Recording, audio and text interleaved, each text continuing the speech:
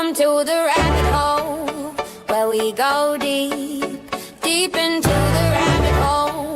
We're like-minded me. Welcome to the rabbit hole, the truth we see.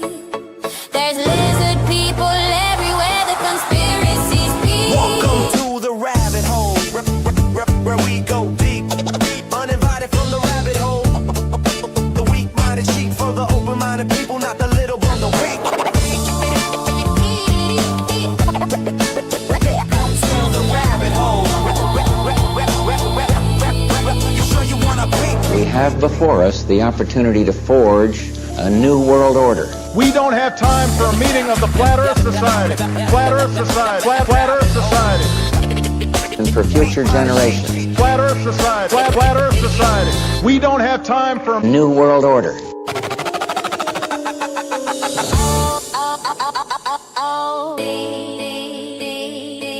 Treasure Island. They never come back. Boy.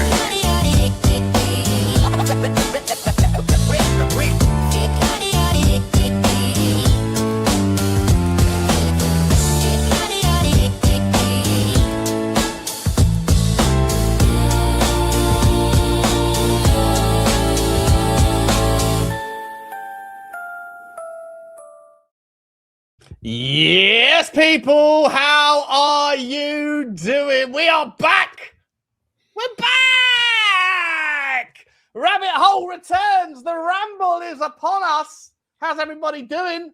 How is everybody doing? It's good to see you all.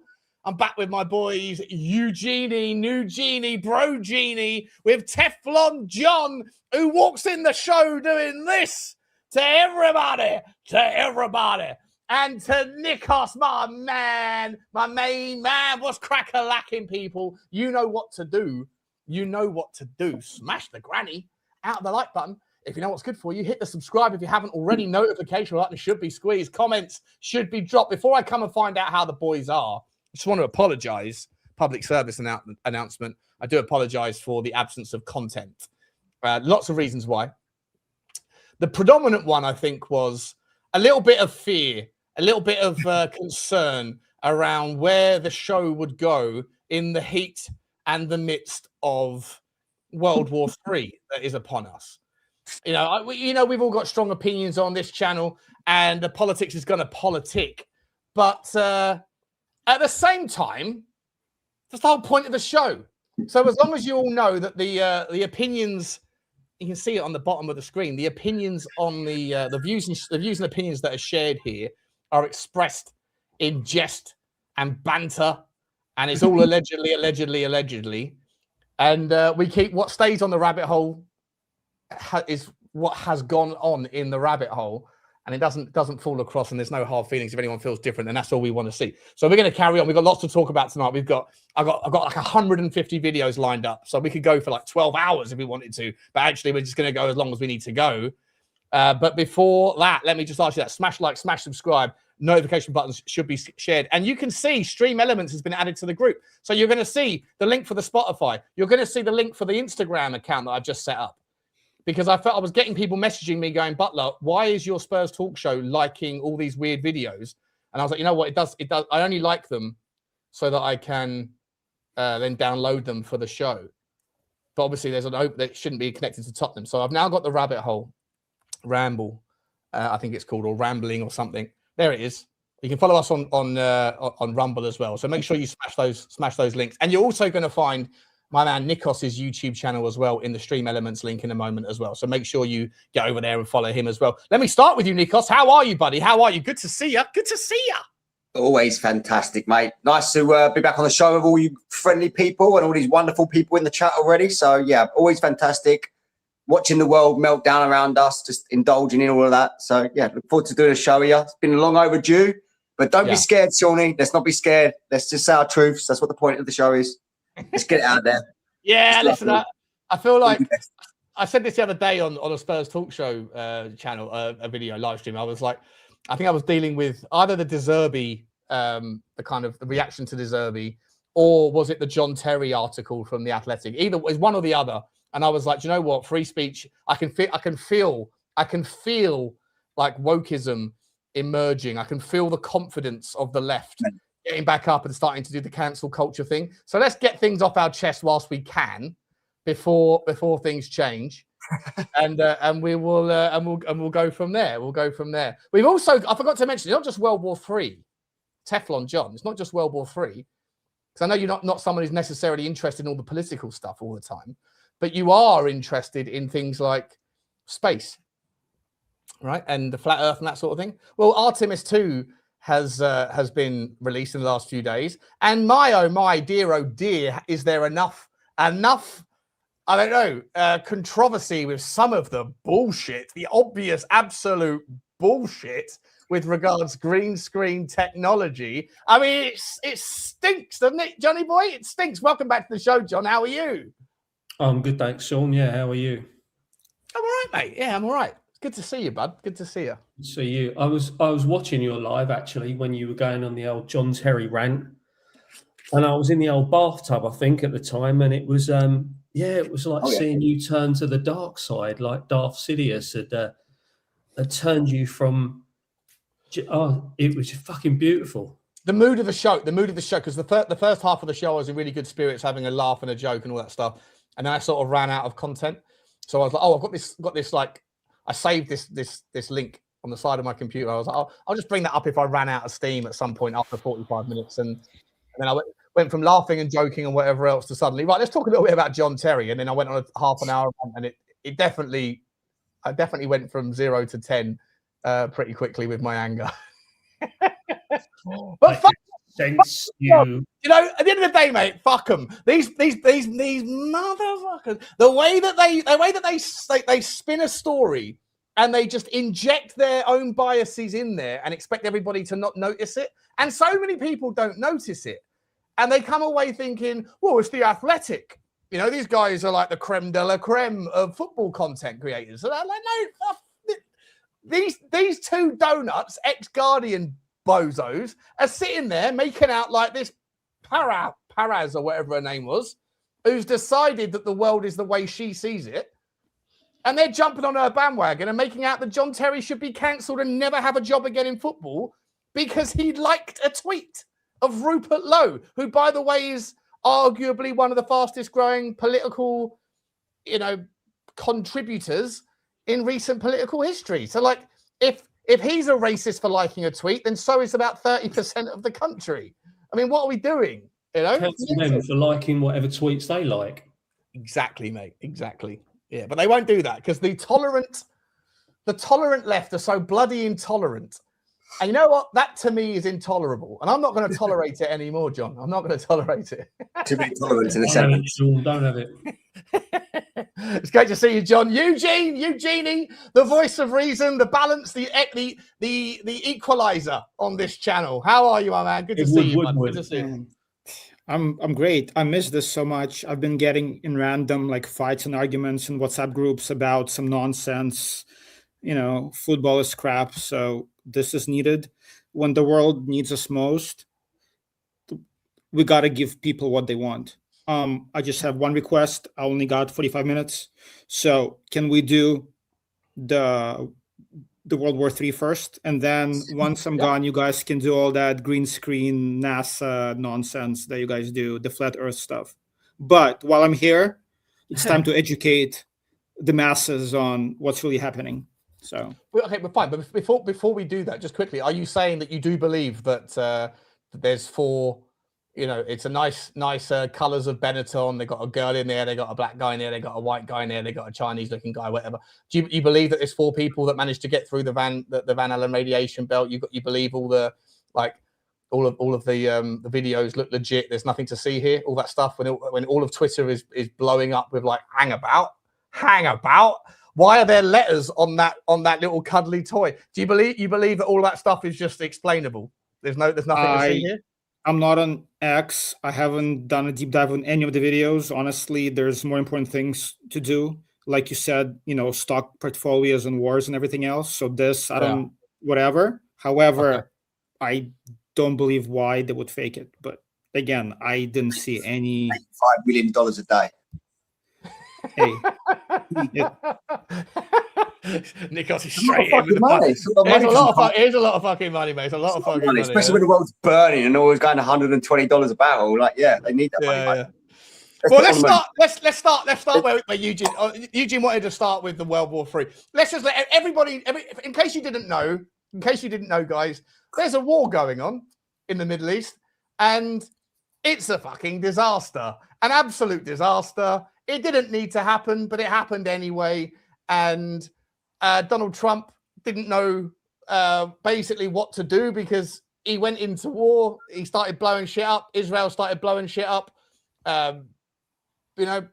Iran started blowing shit up in their own regards as well. And all of a sudden, the Strait of Hormuz was closed. Oil jumps up about $40, $50 a barrel. If that carries on for any real length of time, then I don't know, 50% of the eastern side of the flat Earth map will 50%. China, Europe, Asia. Australia, all these places, they're all going to struggle to get their money, struggle to get their energy. But you know what? It's a global market, so the price of oil goes up for all. And then they decided to try and have peace negotiations. Didn't go very well. Then Donald Trump decides to say, "You crazy motherfuckers, open the strait, or we're going to basically wipe off the Iranian civilization. You got 48 hours to, or whatever it was, to sign a deal."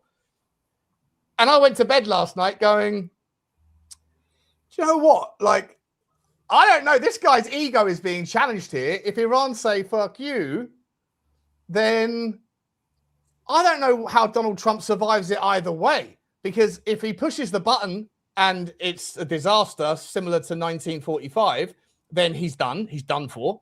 He's absolutely done for, war crimes level. And if he doesn't, but Iran say "fuck you" anyway, and he decides to go, "Well, okay, you called my bluff, and I've got nothing to see here," then he's basically, his reputation is destroyed as being a big tough guy because he doesn't follow through with his actions. So they signed some sort of 10-point peace plan. Rumors around what it is that, or sorry, not peace plan. Sort of, where do you want to call it? A 2-week ceasefire. Kind of ceasefire. Thank you, Eugene.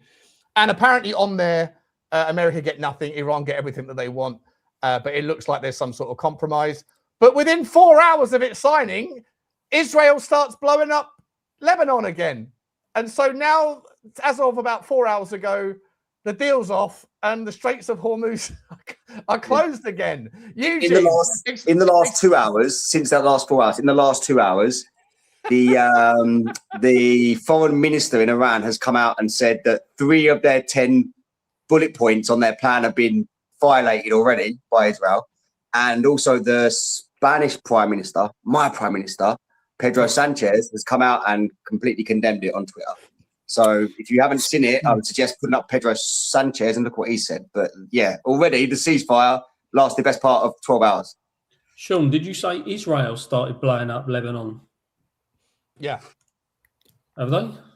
No, actually, that's not true. The first rockets were fired after ceasefire by Iran, and Lebanon was never part of the ceasefire agreement because they have nothing to do with Iran. So that's a separate issue. He said America and all of its allies to cease any type of fighting. So it was everything. Everything needed to stop. There wasn't like, oh, everyone can stop fighting, but you guys. If it wasn't accepted, if that wasn't a part of the ceasefire agreement, who cares about Lebanon, right? It's about Iran. The Lebanese people, probably.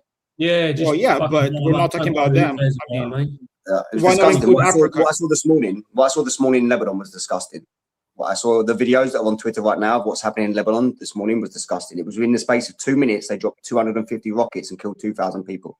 In minutes. Use the rockets. They would never fucking hit anything then, would they? It's land in the sea.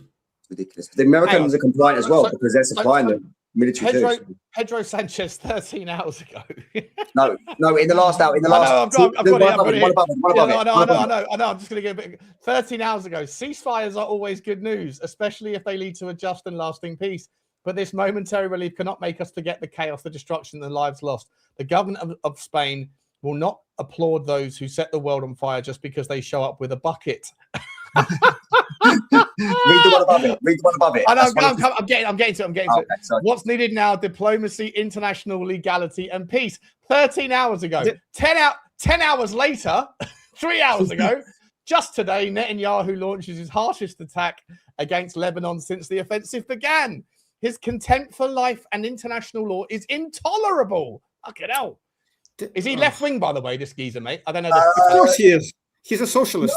Dude, it's Spain. I'm not sure. He's not. He's really popular here, but like I'm not into politics really here anyway. But I just know he's the prime minister, and he's also recognised Palestine as a state. He's kind of outside of. He's probably left wing. Probably left wing. Yeah. Can he play on the left? Pandering to Muslims. Is he a free transfer? We'll get him in for Sunday if he is. Listen, I'll take a player called Pedro Sanchez in the Tottenham team right now. Sounds fucking lovely, mate. Sounds lovely. He said more than Keir Starmer said that I agree with. So, but by the way, we'll get to Keir Starmer later on when we start doing the videos. By the way, I've got like all the videos on him as well. He's a fucking idiot. Why do we care what the Spanish guy says? Like Spain, with all due respect, Nikos, even though you're not Spanish, but Spain is completely irrelevant on the world stage. It's like, what does Qatar one of the biggest countries in Europe, mate? It's one of the biggest countries in Europe. But Spain, like in the geopolitics, they are bankrupt. They have no money. It's indicative, though, isn't it? Of if world leaders are coming out and calling it out, then if he's the first, but they're pandering, right? The last. Who are they pandering? Who's he pandering to? He's not pandering to America, is he? Just Starmer's pandering to Muslims in England. You'd rather Keir Starmer wouldn't pander to the Muslims at the behest of Donald Trump. He knows which side his bread is buttered on. He would pander to the Muslims on certain topics, certain things. He'd say like, let's give them more money and take it from the hardworking people that are actually employed. He'd do all that stuff. But when it comes to like, everyone knows to toe the line against Donald Trump generally. They don't go out and call him certain things. But if Pedro Sanchez is the first, is Pedro Sanchez going to be the last?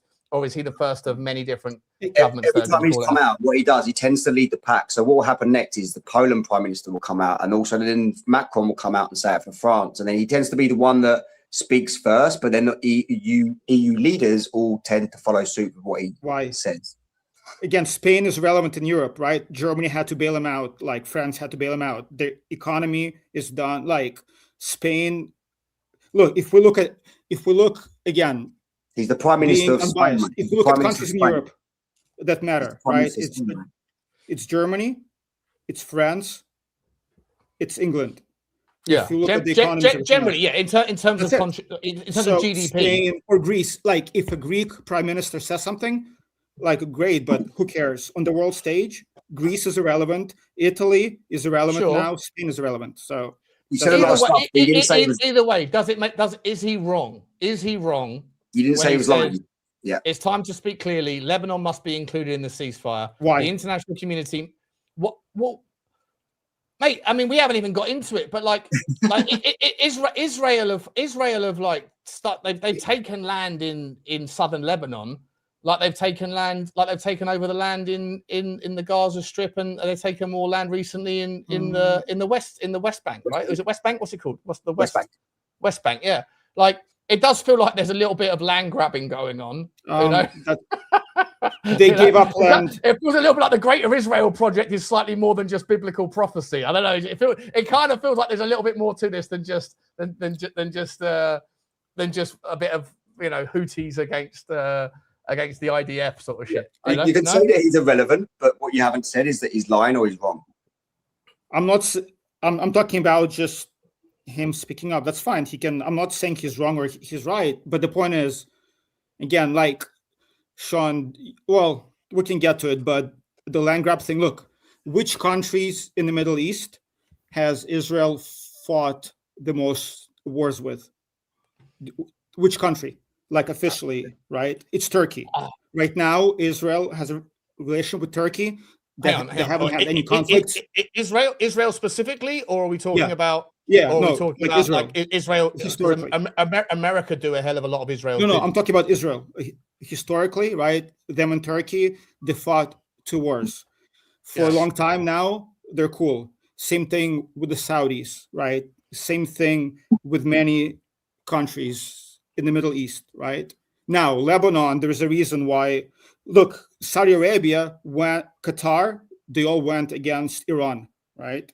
Because they have their own issues with Militant Islam, what's it 100%, called? Sunnis and Shiites, right? So they hate each other, right? So Saudis hate like Iranians. So there's a lot more than just saying, you know, it's black and white. There are a lot of issues. Saudis, of course, it's definitely not black and white in the Middle they're on the East. side of Israel.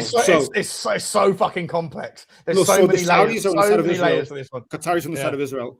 But I'm saying, but Europe has different issues, right? Europe, I'm just saying they're far from an unbiased player in this. You know what it is? What it is for me, right?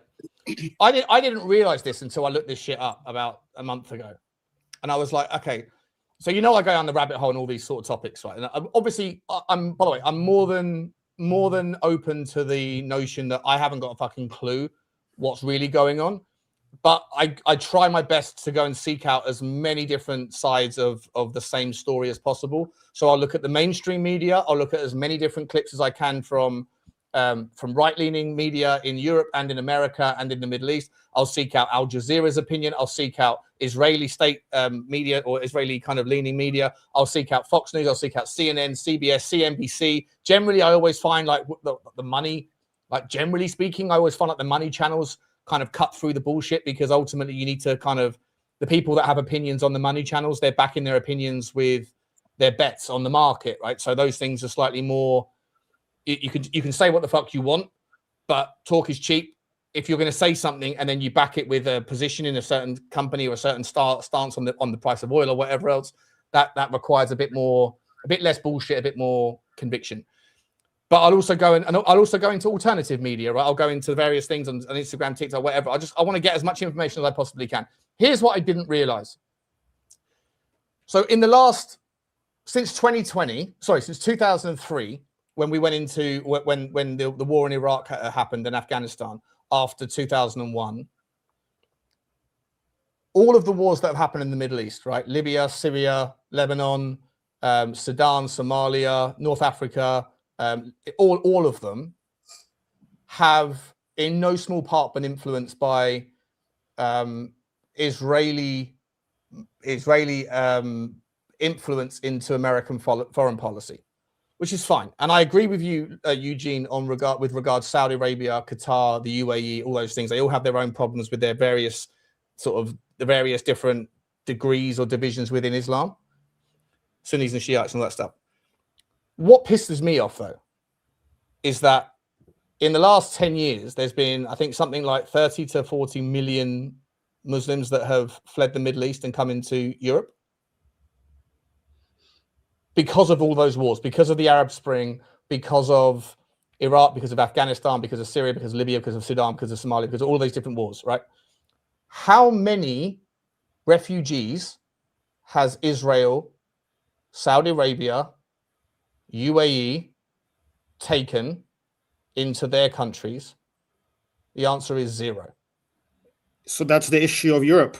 That's the governments of Europe let down. We take the fallout from Middle Eastern issues that started with other people's discretions between each other, and that's a fucking problem for Europe. It's a problem for population control. It's a problem for distribution of welfare. It's a problem for resource sharing. It's a problem for infrastructure. It's a problem for, and it's not just in the UK. It's getting out of control in the UK, but it's also out of control in so many other countries. This is just my opinion.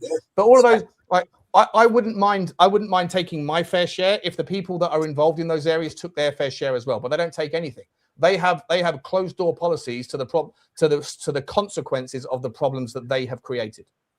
Why the fuck should it affect me?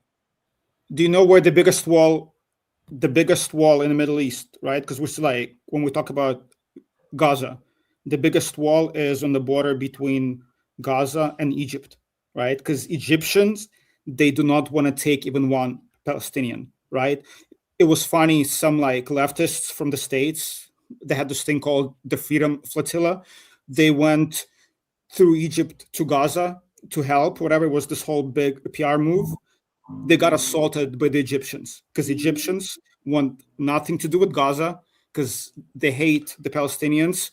Sure. And so my point is that a lot of countries around Iran, they hate Iran. They're on the side of kind of Israel. They don't like people of Gaza. So the issue is with the leaders of Europe and But it's not the the leaders of Gaza. US. There's only what 1 million Gazans, 2 million Gazans. Yeah, and nobody wants them. Like they're Muslims. That's fine. Oh, it's not fine. It's problematic. But that's separately.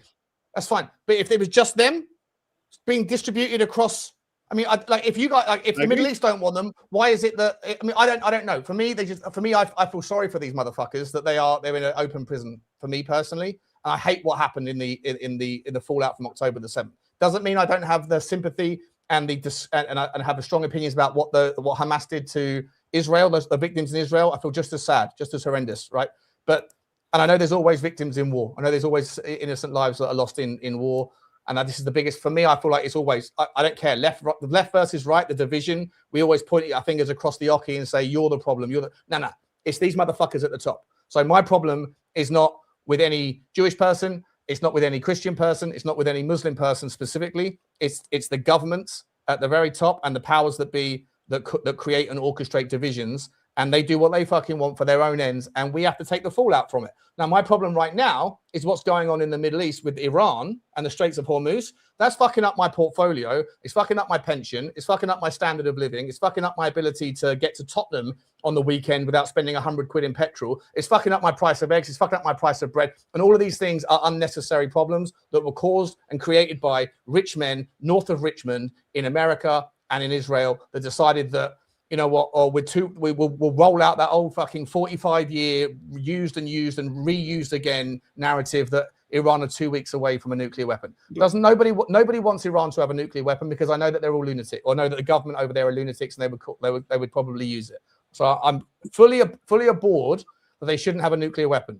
But just because the governments that have been saying that they're 2 weeks away from a nuclear weapon for 45 years say it again now, does not justify going into war when we don't get to see the truth or the verification, the veritas of that claim, when it was only 10 months ago, Eugene, that they used exactly the same trope to put the bunker bombs into the mountains and said that we've completely eradicated their chance to get nuclear weapons. It was either truth then and it's bullshit now, or it's a lie then and it's true now, or more likely it's a lie on both occasions because all they want is carnage and drama to manipulate the financial markets.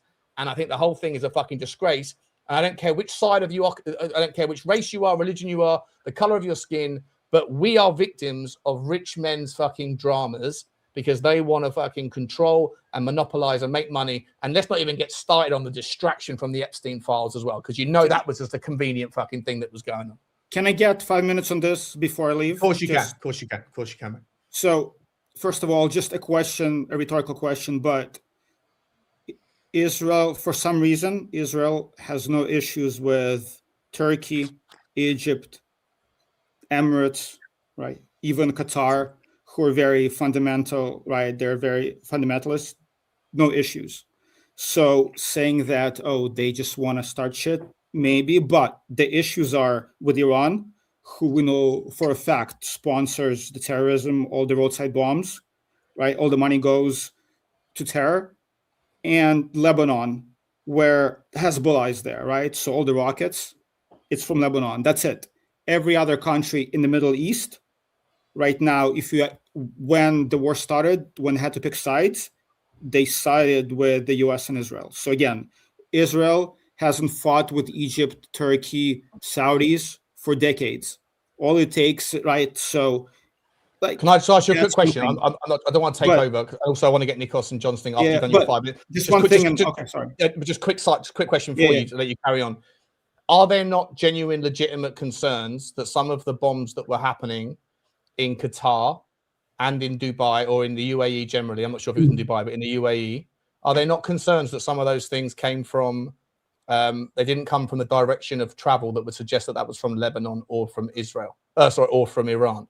Are there not legitimate concerns? Weren't there IDF soldiers that were arrested by Saudi Arabian forces when they found them planning to blow. Again, I don't know because it's all part of the newsreel and you don't know what's right and what's wrong. But how do we know that just because allies of Israel had terror threats happening, there's suggestions, legitimate or otherwise, I don't know, that those things didn't come from the direction of travel that would suggest they were legitimately from the people that are Israel's According to enemies. who, Sean? Where did you see that? I mean, the Saudi king just opened up airspace. He said he's gonna mobilize his army to fight. Like, they're not idiots. They know, like, the False Saudis. flags. I'm talking about false flags. Like, false But flags are MVS commonplace. knows, like, they're not idiots. They know what's a false flag, what's not. I mean, like, I'll find it right now. I'll find it right now. Okay. Carry on with your point, and I'll get the. I'll yeah. get the thing So, out. and quickly, and I know Nikos. Sorry, John. Like, I just want to get my 2 cents on the war, and I'll bounce. So, 2 things. So first, here in California, there are a lot of Persians. I think in LA, it's the biggest Persian community outside of Iran, right? Here in Silicon Valley, a bunch of Persians. I love the culture. I'm a history buff. You know, Persians are different than other countries in the Middle East forever, right? They're very similar. Their community is very similar to the Jewish community. All tech savvy. A lot of them work in tech, educated, affluent. Everyone I talk to here, obviously they're against the war because they escaped like in the 70s, right? And if you look at Iran, they killed 45,000 of their own people. So fundamental Islam, is, like any other fundamental religion, is an issue, is a problem, right? Having said that, being a US citizen, I never wanted us to go to war. I don't want us to be there. I don't care about Israel as far as like we shouldn't be doing their bidding. So from the perspective of the US, we shouldn't be involved in the first place. So there are 2 things. It's not black and white. Every Persian here that you talk to says they're supporting what US is doing because they're saying the regime there is killing people. They're setting the great Persian culture back thousands of years with fundamental Islam. And those are great people, very educated, very smart, like affluent people. So from that perspective, it's good if there's a regime change. From the perspective of the US as a citizen, I don't want to be paying. Would you agree though that maybe Israel could do with a regime change as well? How long's Netanyahu been in charge for? Now, are you a fan of Netanyahu, Eugene? So that's what I'm coming to, right? From the perspective of the US, I don't want to be involved. I don't want us to be paying for Israel. I don't want to have anything to do like with Israel or with Europe, with anybody else. We should not be fighting. I voted for Trump because he said he doesn't want to start any wars, right? I'm a libertarian. I want us to get out of NATO, stop paying for Europe, stop fighting all the wars, just focus on ourselves because we have our own issues. So I'm against this war. However, when conversation starts about Israel, what they're doing, and things that they feel like they have to do for their security, that's when I step in, right? So there are 3 issues. One is the Persian people who are suffering right now, who, like, I think there was polls like 60 or 70% of Iranians would want the regime change. Who took those polls? Huh? Who took those polls? Just out of curiosity. I don't know. You can just go look it up. I mean, they killed 45,000 of their people. It's the thing though. Well, okay, but you asked me. You said you hadn't heard the other things, right? So this was the thing, right? I can look it up, but again, like the Persians are not. With regards IDF soldiers being arrested in Saudi Arabia, suspected on spying and planting bombs. There's loads and loads and loads of. I'm not saying no. I'm just saying. Again, I don't know either way. I'm just saying that, like. Right. So I'm saying so. Persians are not like Iraq, like Iraqis or like Afghans, right? It's a different culture. So fundamental Islam in Iran, it's a different thing. So my point again, I'm going back to, as an American, I don't want us to be in the war. However, again, if you look at Israel, my question stands. Egypt, like all those countries in the Middle East outside of Lebanon who's sponsoring terror, and Iran who's sponsoring terror, Israel has a relationship with every other country. So from our perspective, as like they gotta do what they gotta do. Netanyahu is an issue. He's gotta go. I have family in Israel. Most of them want him out. They protested. when it was time for the election. So, but my point is that narrative where, oh, Israel wants land, it's like America is doing Israeli bidding, it's this, and that. It's not that simple. Israel doesn't have that much pull. They do a lot, but not that much. So I think it's good to be balanced and actually look at things from every perspective, right? And if we're being honest, if there is a regime change in Iran, it's going to help the Middle East overall. However, I don't believe that's what we should be doing. Let the people in Iran figure out what they want. See what everyone's perspective. You're gonna love mine. Nikos, I know yours probably. Before you give yours, I just want to. D-Trex wants to come and join. D-Trex, I'll let you. I'm gonna put the link in, but I just want to. This is just for D-Trex if he wants to come and have a conversation on this particular point. I don't want it to be like joined by 20 people because it gets crazy. This is just for D-Trex, no one else. Okay. There you go, mate. Sorry, Nikos, go on, mate, and then Johnny after you. Oh, you were just saying there that he wants everyone's perspectives. Like I appreciate what he's saying about 45,000 people being killed and stuff, but the world has witnessed millions of people being displaced over the last few years on social media by one particular government. Like if we're going to talk about terror, the only terror I'm seeing from where I'm sitting tends to be coming from one place. We're talking about governments that need overthrowing. Like I like the comment you said a minute ago, Sean. Why can't we talk about overthrowing that government? Because it seems the one that has the biggest problems and causes the most problems. Like I think it needs to be addressed, and I think we're watching some sort of type of maybe 5D chess here with the US finding a way of backing away from them because it's causing a lot of instability. I don't think they can, Nikos, mate. First of all, I think that I know this is like a little bit of a conspiracy, but I genuinely do believe that the IDF or Israel or whoever have got so much fucking ammunition on politicians in America. Yeah. Like if you were to sit there and say, if you were to sit there and say in Congress, right, anybody that's got affiliations to Israel First, like you like if there was, I don't know, let's say JD Vance came in and JD Vance was I don't know enough about him, but let's just say he said, you know what, Trump's gone,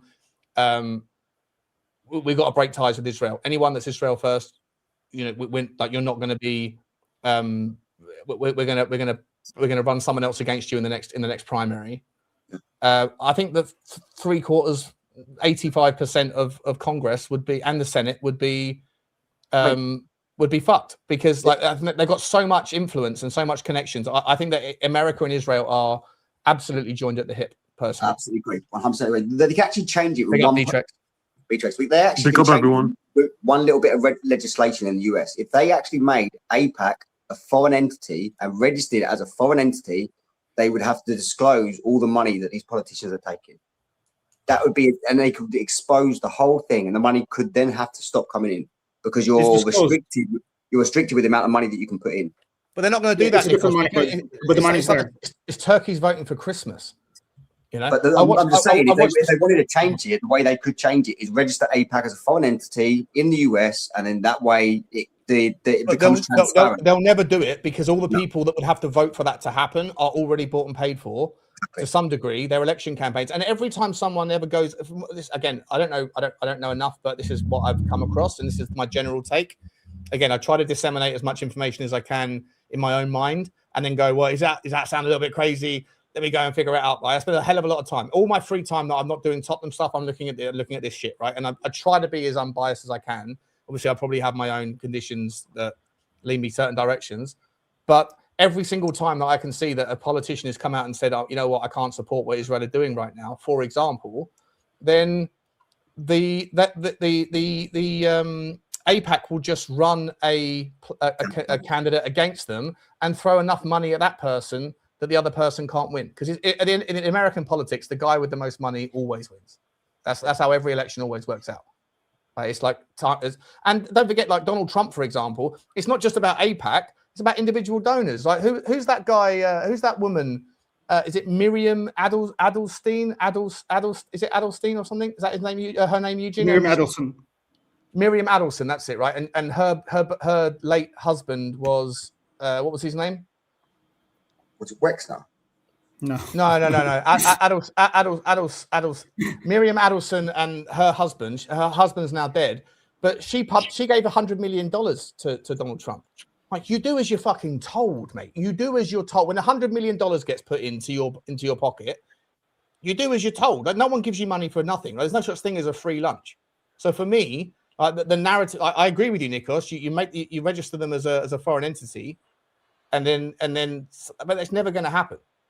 Just like it will never happen in the UK that, you know, that the UK politicians will lose their second home allowance, or they won't get their, because you're asking the politicians to vote for something that isn't in their own interests. It just doesn't work that way. I mean, It's the only way you fix it, unfortunately. You got a new guy on here anyway. This new guy, T-Rex. No, it's D-Trex. It's D-Trex. Nice to meet you. Before I come to T-Rex. I'm looking at it like, No worries, mate. No Great to worries. see you, D-Trex. But yeah, sorry. I've been talking too much already because I'm excited to be back. Johnny boy, what's your stance on all this stuff, mate? Before we bring D-Trex in. I just want to say, don't mess with the Turks because they will fuck you up. I agree. The fucking Turks off. Trust me. maybe 1,000 years ago, Johnny. It's not 1,000 years ago, bro. No, Eugene, don't underestimate the Turks. No, I know. But Israel and Turkey are cool. So there you go. No, they're not. No, they're Yes, not. they are. The No, they're government. they've been calm for a little bit, but they're not. They never will I be. mean, nobody's cool with anybody, but on that level, they're not chanting death to each other and all that stuff. So they have decent of a relationship as you can have, just like Egypt or UAE or whatever. So it's. John, is that what you had to say on the entire conversation, John? Yeah. You didn't want to go any deeper on your stance. Thanks, on whether John. or not, you know? No, I don't know all about all that shit. It's not my Like John is waiting for NASA. If I was Yeah, mind, it would not be my specialist subject. Fair enough. John's waiting for the NASA stuff later on. Fair enough. Any APAC any relation to Tupac? Probably. I think Tupac was also a paid-for shill to some degree, right? That's what happens, unfortunately. All the industries are run and controlled by certain Everybody entities. is. Of course they are. Everyone's got a paymaster, and unfortunately for me, I think the paymaster that when America sneezes, the rest of the world catches the cold. My portfolio has caught pneumonia in the last couple of months, and it's all because of an unnecessary war that I believe is not going to end anytime soon. And it didn't need to happen in the first place. It could be resolved, but I think there's conflicting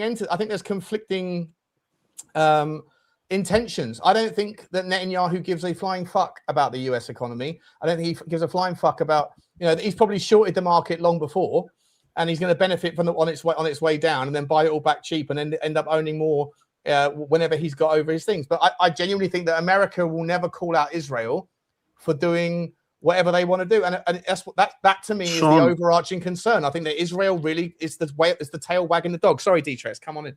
No, sorry. First of all, a pleasure to meet you guys. It's actually a pleasure to be on this show. Finally, I can speak my mind. Well, I just want to dip. Yeah, I'm not gonna go like too deep because I don't have the knowledge like you guys, and I can't stay for too long. But I'll always say like there's stuff that Eugene said I completely disagree with him. First of all, if you remember, do you remember when Israel threatened Turkey and the president just came out and said, if you continue doing this, we're probably going to send you one of our missiles? The Turks are one other type of people. You should never mess with them, number one. Number two, there's a reason why the why the Saudi, UAE, and all those countries are quote unquote friends with Israel. Because, bro, like they're basically like they know that Trump is one phone call away from bombing their countries. That's why they will never speak up against them, and they send all their resources to the US.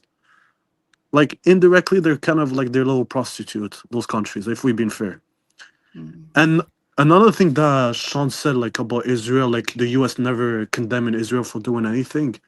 Well, it's a bit hard when your whole Congress is mostly Jewish or Zionist ideology. If you look at the U.S. congressmen, most of them, more than 50% of them, either have Jewish descent or promote Israel on their social medias. Go and have a look. So there's a reason why Trump actually never criticizes Israel for those specific reasons. And look, all the loans that the U.S. sent consistently to the Israel. Do you know how much money they sent back Israel to the U.S.? All the loans? $0. And look at what they're doing. They're not even using it for like the infrastructure. They're just using it to build weapons for massive destruction. That's all they do. That's why I don't have an issue with Jewish people. I love them, but I have an issue with specifically that country. It's all built for war and creating chaos. That's why the Middle East. That's why Iran. That's why so many people just leave and go to Europe and then create havoc. And then people are like, "Oh, it's Islam. It's this." No, it's been created by the West.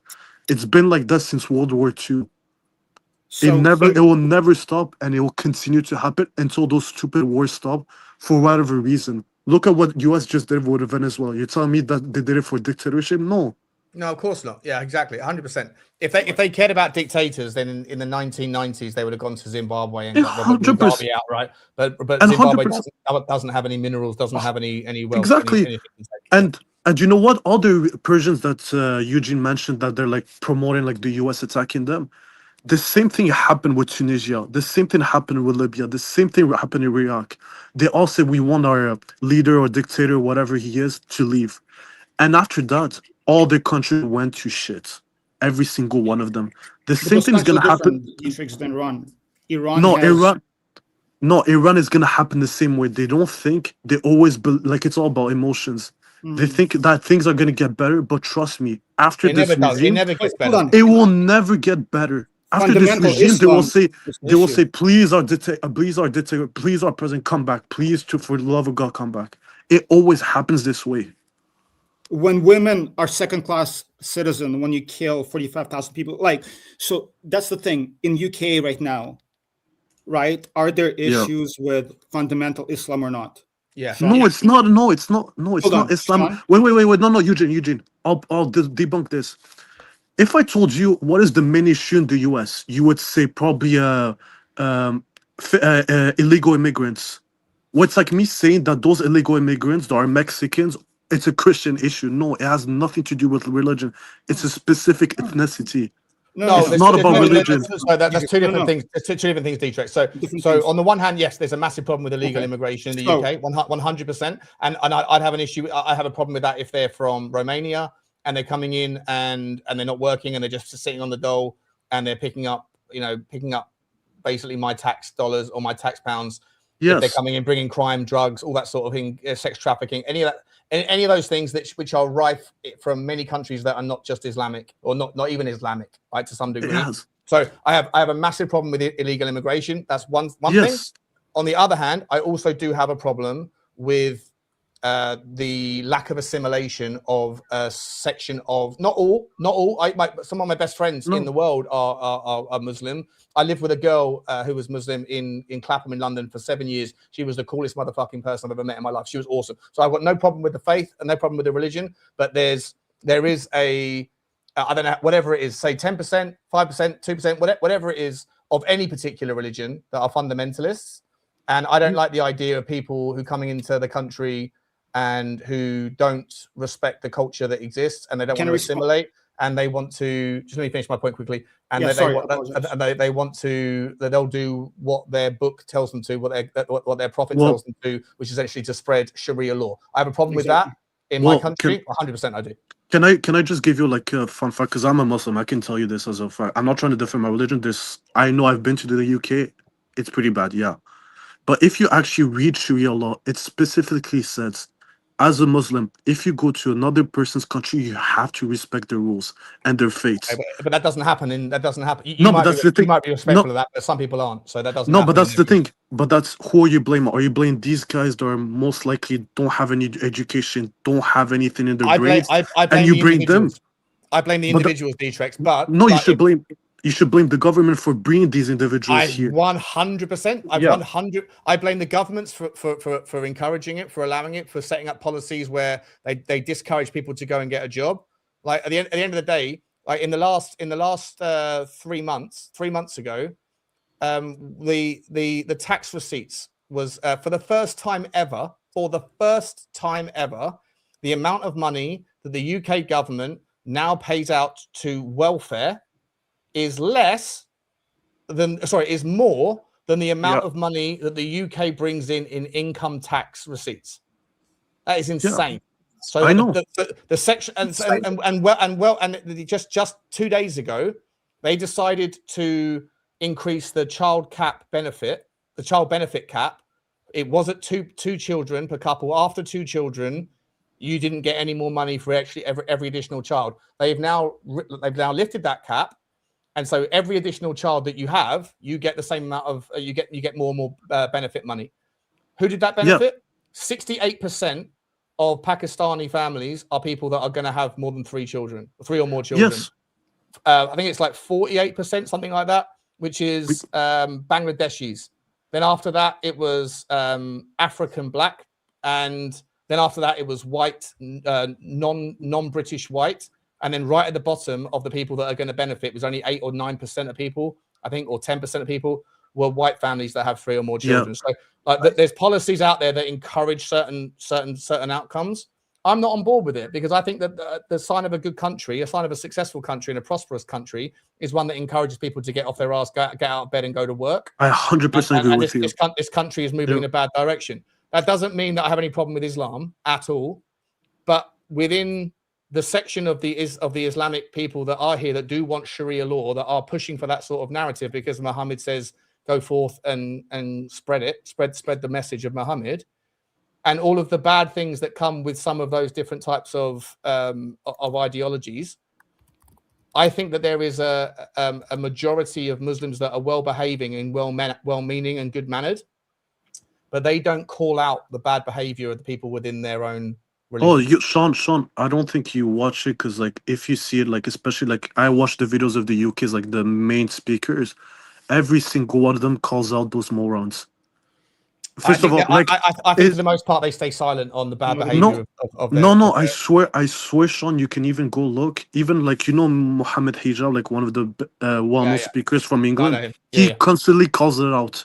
No, he doesn't. He doesn't call it out. No. Go check in his last stream. Like I'm familiar with him. Yeah, I'm very familiar. Yeah, no, he actually calls out. Can I just respond to Dietrich's? Sorry, man. I just got to run, but a couple of points, Dietrich's, and again, right?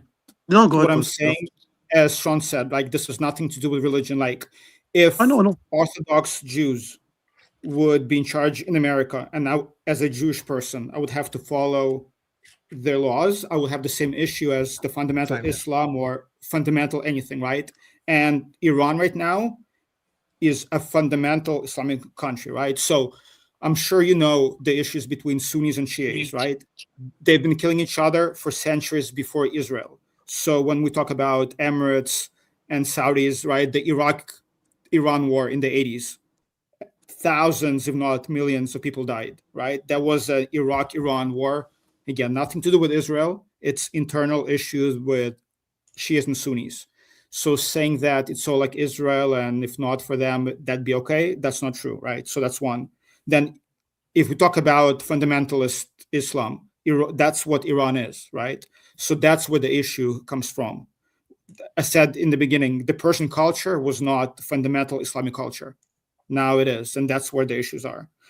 Turkey and Israel have issues, I'm sure, Egypt and Israel, but they're not fundamental Islamic like governments. And that's why they can, at least, they don't like each other, obviously, for obvious reasons, but they can find common language.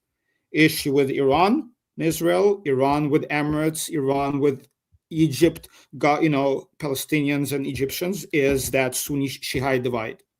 And that has more to do with the conflict than Israel or the United States, right? So that's the thing. So that's why I defend. Yeah, but for 20 years we had a problem with the Shiite Muslims, or at least the way that it was expressed, right? That it was the Shiite Muslims or whatever that were the problems in Afghanistan and Iraq, and now all of a sudden it's the Sunni Muslims.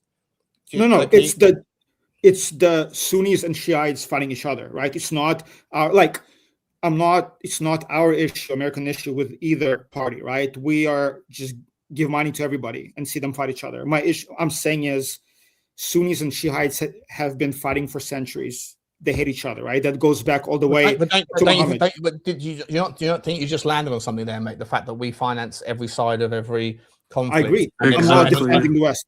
And then all of a fucking sudden, the people that, like, how much money, in terms of monetary value, how much was it that we left behind, or that America left behind in Afghanistan, in helicopters and guns and AKs and all this shit? Billions and billions and billions and billions, right? Billions. And the Taliban were funded by the US again. Taliban were funded by the US. Al Qaeda were funded by the US before that. When communist Russia was fighting against Afghanistan in the 80s and 90s. Every enemy we have now used to be someone that we funded, right? It's the I genuinely can't believe that people that pay attention to the story can't see through the bullshit.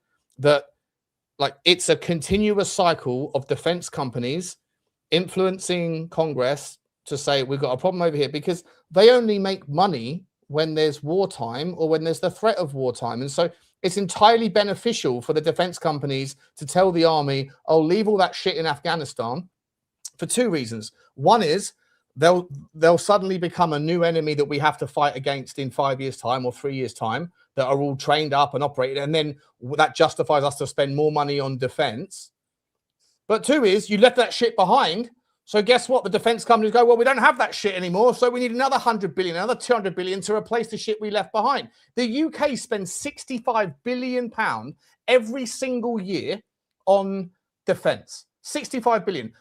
35% facts, right? I asked Grok about this. I asked ChatGPT to verify.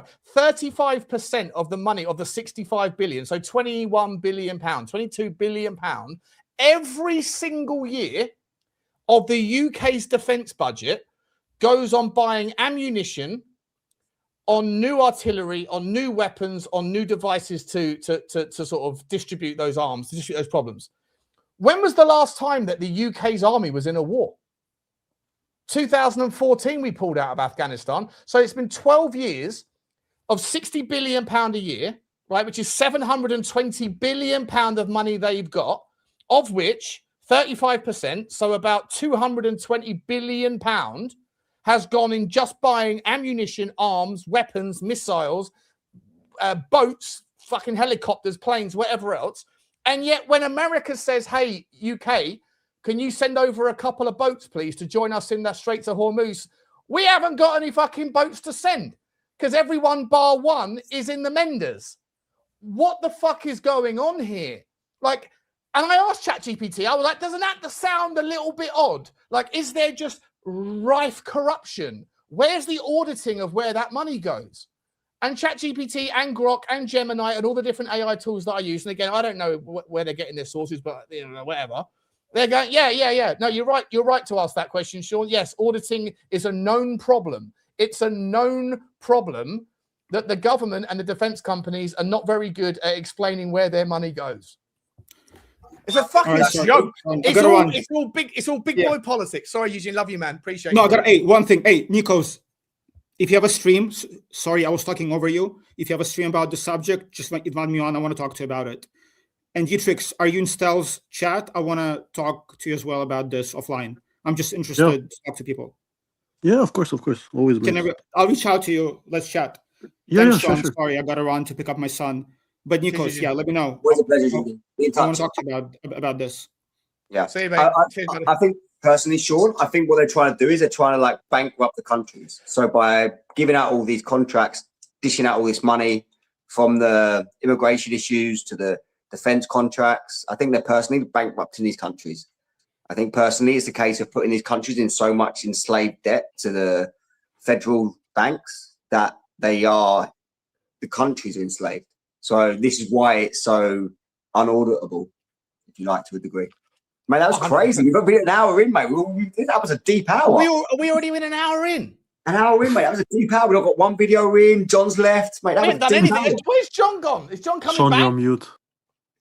No, I'm not. Am I on mute? No, I can hear you. I think Dietrich have to press play on your screen. On your screen, press play. Oh, yeah. What? Oh, fuck. Sorry.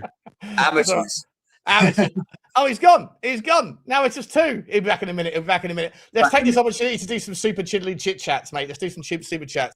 Do it. Big up to you, Dietrich, to come back in. Big up to Marzi82, who's been a member for 3 months. We are back. Marzi, I'm sorry, mate. You've been a member and there's not really been much content, mate. I apologize, bro. I do apologize, but I appreciate you hanging around. I really do. Love you, my man. And we're gonna be back now. We're gonna be back doing this because give a fuck about the cancel culture. Yes. We're gonna do it. Big up to you, Marzi. Tommy Boy, appreciate you, mate. Great to see you.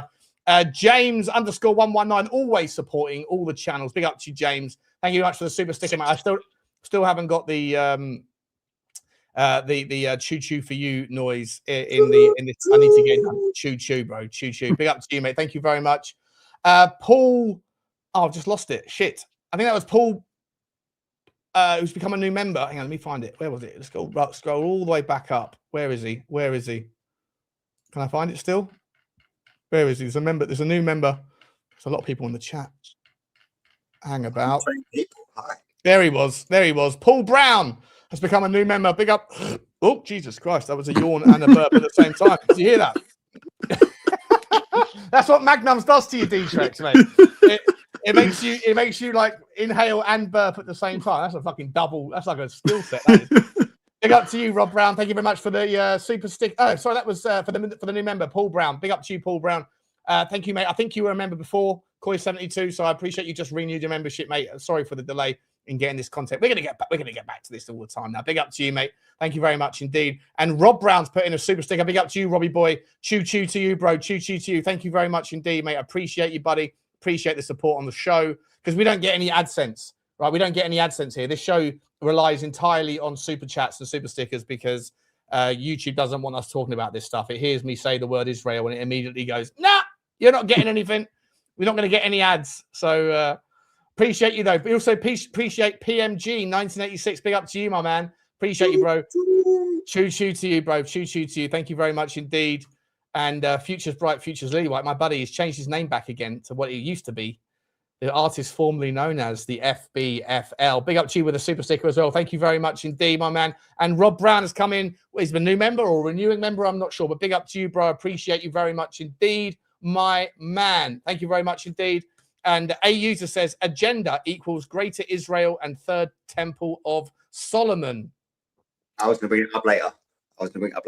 I'm not gonna remove this one, user. I'm gonna keep this here because this is a little because I actually agree, right? And this is like conspiracy hat on. I know it's easy to say, follow the money, follow the kind of the chaos or whatever. There's always it's simpler that way. But I genuinely think that Greater Israel, you know, when you look at the Israeli flag, the two blue lines, what do they represent really? Is it the two rivers? Is it from the Euphrates to the Nile? That's what the Bible promised them, that they are the chosen people, apparently. Again, I don't like it. I used to love Tucker Carlson. I do love Tucker Carlson. But he's incredibly Christian, incredibly like Judeo-Christian. And he's having conversations with the Israeli, the US ambassador to Israel. And they're talking about the fact, can we both agree then that Israel are the chosen people? And they're both like, yep, okay. Well, now the divide is like, well, how do we know which Jewish people are part of the chosen people, Abraham's descendants? And I'm like, hang about. Now listen, I'm someone that's finding God, right? I am someone that's finding God. I'm diving into the Bible. I'm getting more and more into it. But I'm not going to sit there and go, oh, just because some people wrote because like the Bible wasn't written by God, the Torah wasn't written by God. The Quran wasn't written by God. They were written by human beings. Just because someone in the Bible that wrote the Bible said the descendants of Abraham are the chosen people of God, and that person who wrote that Bible, that particular book, happens to also be Jewish, that's like me saying Tottenham Hotspur are the rightful owners of a Premier League title. Oh, because Butler said it, it has to happen. Get the fuck out of here. What are we doing here? It's a leap, isn't it? It's a bit of a stretch. It's a stretch. I do like that comment there, though, because what I actually believe is happening here is I do believe we're about to see the destruction of something in Jerusalem where they can actually rebuild that temple, because the prophecy is the Antichrist sits on the rebuilt temple and the throne. So whoever this public figure is in the world, like, you know what, mate? Like the Al-Aqsa Mosque and and Temple Mount. If they do happen to, like, if a missile does happen to drop on that particular bit of land, it would create, that's almost worse than a nuclear weapon going off.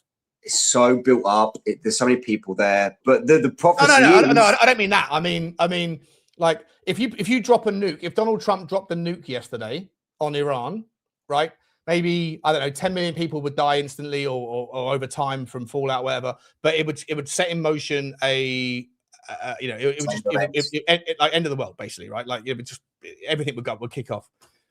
But if one missile just dropped, even if there was nobody there at the time, and landed on Temple Mount, and the Al-Aqsa mosque was destroyed, and the Christian and Jewish, because it's the third most religious Muslim monument, I think, or area in Islam, and it's the most religious area of Judaism, and it's like the second most in Christianity or whatever. So if someone was to drop one bomb there, even a grenade in there, it would set in motion a fucking religious war that would like it would be fucking chaos. I think these events that are happening now, I think they're pushing us in the direction where this is the inevitable going to happen. Yeah. What do you reckon? So what do you reckon on this one? Cool. Yeah, we'll bring it. We'll counter on that in a little while. D-Trex, do you have any takes on that particular topic, mate? You there, D-Trex?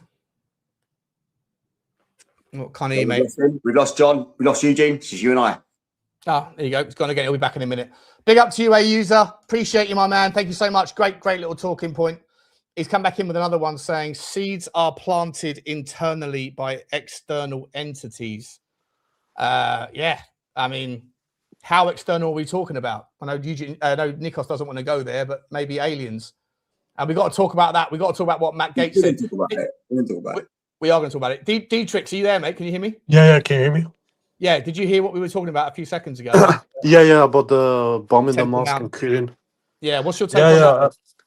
No, because if I'm not mistaken, I was reading the Israeli government are like digging under the mosque trying to find like Noah, like I don't know if it was Noah's Ark or like the Ark of Covenant. I don't remember what it was. Yeah, Ark of Covenant, yeah. Ark of Covenant, and they found nothing again. Yeah. So now, like honestly, like it went to the point that even they don't let anyone pray. So they're actually trying to create like a conflict so someone can actually bomb it. And say, it's not our fault, it's the other country. They're probably planting loads of Semtex down there, mate, to be honest with you. Yeah. Mate, this is the thing, right? I don't want to get there yet, but I do at some point want to talk about, because I've suddenly danced across this other topic around the Star of David versus the Star of Methram. And Refram or Methram? I think it's Refam. Hang on. Star of... I don't want to get this wrong. Star of Methram, is it? Oh, the Remphan, the Star of Remphan. Sorry, the Star of Remphan, right? So the Star of Remphan was in the Old Testament, which is essentially Remphan was like a Canaanite god, like Molech and like Baal, whatever you want to call it, right? Yeah. And it has links to Satanism, and you know from previous episodes, Nikos, how fascinated I am with Saturn, right? Because Satanism. What the fuck, Sean? Oh, do you not know about Satanism, mate? Satanism is fucking fascinating, bro. So no, it's not, man. What do you mean? Like Saturnalia from the Roman gods used to be in Roman times. They used to have Saturnalia, which was essentially Christmas time, right, where they would give gifts and let all of the kind of the paupers celebrate under a what looks like a Christmas tree, and it happened on the 25th of December, right? And it was all like and Santa. If you write Santa a different way, it reads like Satan, and if you spell out Satan in a different way, it sounds a little bit like Saturn. And Saturn was the god of time, and Saturn was a god that used to eat children, right? Back in like in ancient mythology in Babylonia and in places in South America, the Mesopotamians and all these. So Saturn, the god Saturn, was. I thought you meant Satan, like the devil. I thought you. No, meant, I do. No, I do. Okay. I do. Okay. Right? I absolutely do. Right, but it's just a spin off the same concept. And in the Canaanites mythology, so Molech was also a deity that was the negative energy and they would sacrifice children to Molech back in Canaan's time in the same area, right? In Jerusalem and in Judea, and Molech was essentially the kind of half brother, I think, of Baal, and Baal is like, you know, the guy with the horns and all that stuff. Long story short, the star of Remphan was the god that is essentially the same as Molech. That has the Star of David in it, and inside the Star of David, if you look at the Star of David, within it, inside all the lines, you have essentially the heptagram that looks like in a 2D version a 3D black cube, which is exactly the same as the thing that's on top of, like, the storm that is on top of the planet Saturn. And this is David Icke shit, man. I could go off onto a million different tangents on this, but long story short, some people say that the Star of David is what's on the Israeli flag, but if you go into like the Rothschild conspiracy, they will say actually it's not the Star of David, it's the Star of Remphan, which is actually the kind of the worship of the demon god, and that's where your point there, Nikos, is about when you blow up, when this particular version of Solomon's temple gets destroyed, it will get rebuilt as the third version of Solomon's temple. But the Jews that will do that, or when they rebuild, if it gets destroyed, they will rebuild the temple believing that their God, that Yeshua or Yeshua, whatever it's called, will be there. But actually, the scripture says they will get fooled into thinking it's God, but it's actually not God. It's the Antichrist. So it all connects to Saturn. It all connects to fucking old school Roman myths. It's fucking wild. Sean, be careful. Your lights don't turn off and you see Satan behind you. Be careful. Other examples, just on the symbology of Satan there, like there's lots of familiar symbols that you see every day that has Saturn on it. I'm doing it now. It's Toyota, for example. Have you ever seen a Toyota badge? Yeah. Saturn. Have you ever seen the designer Vivienne Westwood? Saturn. It's in so many. It's hidden in plain sight in front of you. The symbology will be the downfall, but the Saturn stuff is everywhere. Yeah, I mean, on most car companies, Toyota, the big T, it's got the big horns. Right, so the horns are everywhere, right? The horns represent the. I've got videos on this shit as well to show, which might actually trip into the topic. But we saw. Oh, sorry, John's in the background. Fuck, sorry, John, didn't see you there, mate. John, this is your subject. I was off on a fucking giant. Sorry, mate. You were sitting there, fucking wait. I was in the middle of a rant, absolute rant. I'm sitting here half chubbed listening to all of that. What you? Sorry, John. This is how I first met John. John, you came into the Sean Butler TV, where before we had Rabbit Hole, when it was just me, you, and Nikos, and we were talking about ancient days. I was right about everything I said then, John, wasn't I? Because you know this stuff. You know this stuff as well as I do, right? Yeah, guys, I have to go. More than I do. I have to go. Take care, guys. It was a pleasure to be here, man. Great to see you, D-Trex. Appreciate you, mate. Come on again, D-Trex. Come on again, mate. Yeah. Yeah, for sure. See you, buddy. If the next topic is about racism, I'll be here. See you, mate. Take care, bud. Bye. And then there were three. Where were we? We were talking. I don't know what did you hear me talking about the Star of Remphan? Yeah. Because I didn't know about Star of Remphan until literally a couple of weeks ago, and then I was like, "Wait, what?" And then I looked into it, and then I went and go, "Hang about, that's talking about Saturnalia," and then I was like, "Oh my god!" And I was, "Oh wow! Oh shit!" And now all of a sudden, I'm thinking, like what you were saying, Nikos, the rebuilding of Solomon's temple for the third time was going to bring in the Antichrist. Maybe there is that truth to it. Are you guys familiar with Michael Tsarian? No. So his videos are fascinating. He talks a lot about symbology, tarot, mysticism. He's an Irish guy. So his background is Celtic. And he says that the Star of David is an ancient druidic symbol. So it's way older than anything to do with Judaism. It goes back tens and thousands of years. That's as far as I can remember on it, that he was saying about it. But yeah, a lot of these things are used, aren't they, across different religions and cultures. Yeah, let me bring it. I'll show you this now. So you can see that the Star of Remphan is exactly the same as the Star of David. Can you see it on the? Can you see where my mouse is over here on the left hand Yeah, side? can you click on some of them? Yeah, I'm not sure how big it comes though. Sorry, let's look at this. Oh, Nigerian. Okay, so this is the Star of Remphan, right? And here you go. The Star of Remphan, also known as the hexagon or six-pointed star, appears across Masonic lodges, seals, and sacred architecture.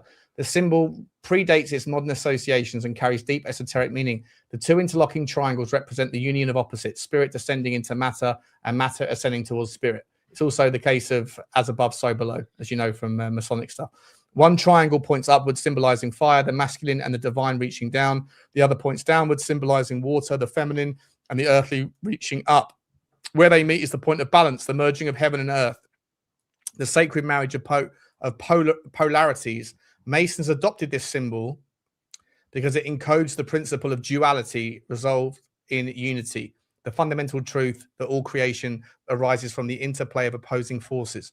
Anyway, that's getting into different things. But long story short, so the Star of, essentially what I'm saying is the Star of David that's on the Israeli flag is not necessarily the Star of David from the Bible, but it could be the Star of Remphan. And if you actually look up, I'll show you now.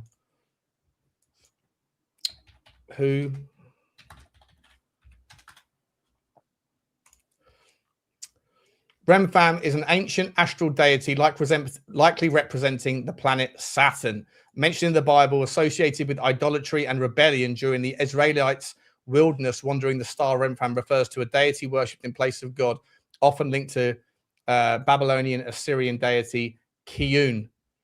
We can get into this more, but Remphan, Baal versus Remphan versus Molech. Now, of course, we know who Molech is from the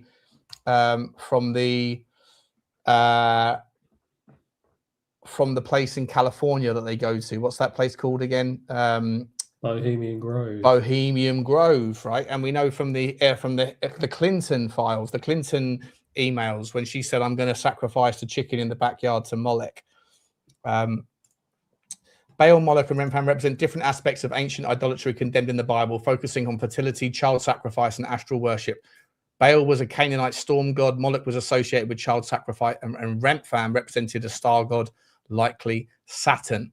Again, Saturn, Satanism, Satanism, it's all connected, people. It's all connected. So that's why I sit there and think maybe, Nikos, you're absolutely right about that story in regards to rebuilding of the third temple. Maybe I'm usually a little bit early to the party. Another interesting fact as well is like the symbology. Have you seen the trend of all women with the bull horns in their nose? Yeah, that's one of the traits of Baal. So if you look at any depiction or any illustration of Baal that's depicted, they've all got the same big bull ring through their nose, because obviously it's a bull with horns and stuff like that. So any of these women that you meet online or in the world that've got these rings, it's a homage to that as well. So they've actually got it into modern day culture through women. Love that, mate. Love that. And also love the fact that Matty Cox has just woken up and then seen we're having a show and he's gone, "Oh, I'm getting out of bed. Let the vodka get in." Big up to you, Matt. That's what we do here. That's what we do here. Sean, I was telling you to check out the Star of Remphan on your first few streams. There you go. One Spurs King, my man Spurs indeed. King. Don't forget to smash the like, guys. Don't forget to smash the subscribe notification bell button. And here's Nikos's channel, Tinfoil Transmissions. All you got to do is hit that link, and it will open up YouTube for Nikos, and you can get his side of things as well when he's doing his own shows, which I'm going to join him over there very, very soon. Let me finish off the last. Sean, the cross is that folds into a cube shape as well. Exactly, 100% it does. 100%, which makes me fucking think, what's going on, mate? Are we all getting, like, I know, like, we've all got our own persuasions on religion, but are we all getting mugged off here? Are we all getting mugged off? Have we all, like, I sit there and I listen to Ricky Gervais, right? Who's like the world's biggest, atheist, at least most famous atheist or whatever that's alive today. Maybe one of them anyway. And he sits there and says, it is funny, right? Like, there's 3,000 gods that you can choose from to worship. Those of you that worship one, whether it's Jesus, whether it's Muhammad, whether it's, whatever. Well, you reject 2,999. I only reject one more than you. You know, I don't know, so therefore I'm an atheist. Good point. It is a good point. It is a good point that he makes. But like, I sit there and sometimes and go, well, look, if we sit there and call bullshit on everything, why aren't we also calling bullshit on the potential that Jesus Christ and Muhammad and everyone else was also just a fucking gamesmanship? Like that the powers that be just feeding that shit down our throat to give us a distraction to let us think that we're going to be saved by something. But actually all of the symbology of all of the religions all represent the same fucking thing, which is some giant, because that sorry, I'm on a rant here. That saying, energy goes where attention flows. Yeah, energy goes where attention flows. So when you see like the Satan worship that happens at the Super Bowl halftime show, or when you see certain rap stars or whatever at their concerts doing things and all of the lighting, it all looks like it's one big ritual. If they were smart enough to figure out that energy goes where attention flows, maybe they pulled the greatest bait and switch on us of all time by making us worship Jesus Christ, and that he was also just another version of the same thing. Well, they're all repeated stories, aren't they? Yeah. Every culture has got a messiah figure. Like Tammuz was the same story. Mithra, Buddha, they're all the same story. Do you know what the Super Bowl, what that really is? Why it's called the Super Bowl? Superb owl, right? Yeah. Crazy, that fucking owl is everywhere, isn't he? Because why would you? It's like us calling the FA Cup final the fucking beautiful dish or something, isn't it? Fucking weird. Why would you call a sports final something like that? It took a long time for the world to get information where they can digest that they've been had a little bit. You know, only until the last 20 years has information start to become really available to us. So like this was like inside jokes to them. But now when we have shows like this and information, you can sit to your heart's content to digest it. If you've got time like me, you know, you can sit all day and one rabbit hole leads to another rabbit hole, and you can kind of hold on a minute, guys. Like, what's Eugene banging on about? Lol, come on, it's America, John. Bowl is what we call it. I've never heard anyone... First of all, Eugene, you're supposed to be picking up your kids. And if you're not picking up your kids, you should be on the fucking show, bro. What are we doing here? Superb owl. Superb owl. Superb owl. There's lots of like hidden messages, subliminal messages. You know, you've got to be able to pick up on them. Not everybody can. Yeah, why would they call it that? It has no connection to the sport whatsoever. They say it's because that they play in an arena that's shaped like a bowl.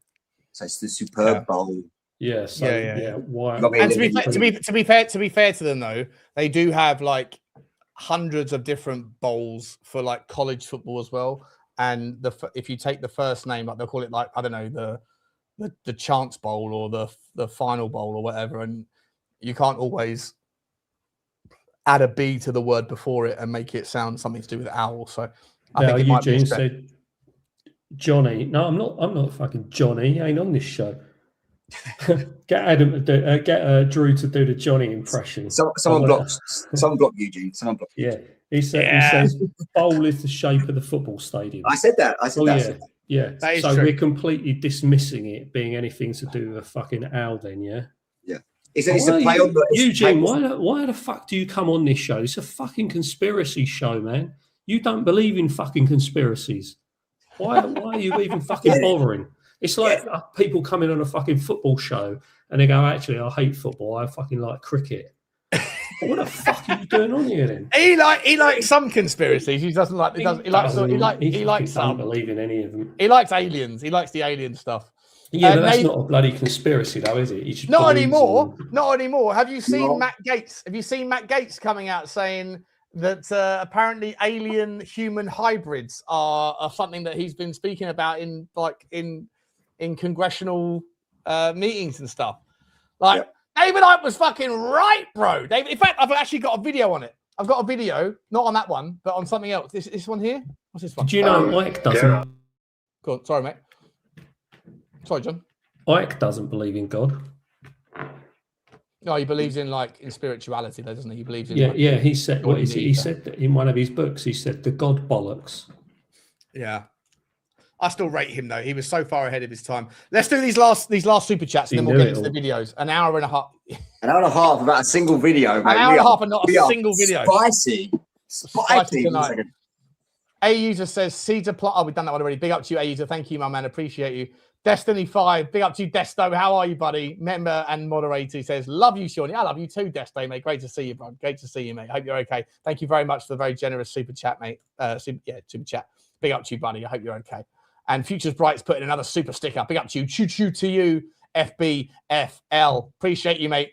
Thank you very much indeed. And a user said, until such time, they have already built a synagogue underground beneath Temple Mount. You watch after Iran will be Pakistan with internal instability. Weren't Pakistan supposed to be the ones that were negotiating, being the mediators in the peace deal or in the ceasefire? I heard this. Did you hear this story, John? Did you hear that? You might not have heard it, mate. So apparently,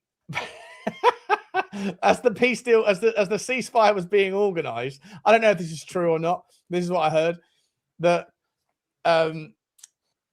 so America was trying to do a deal, a ceasefire with Iran, and Pakistan were mediating. And then Pakistan, halfway through the mediation, reached out to America and said, we've got intel that Israel are going to drop bombs on Iran during the thing. And apparently America reached out to Israel and went, don't fucking do that. Come on now. Like, you know, we got to have something like, stop.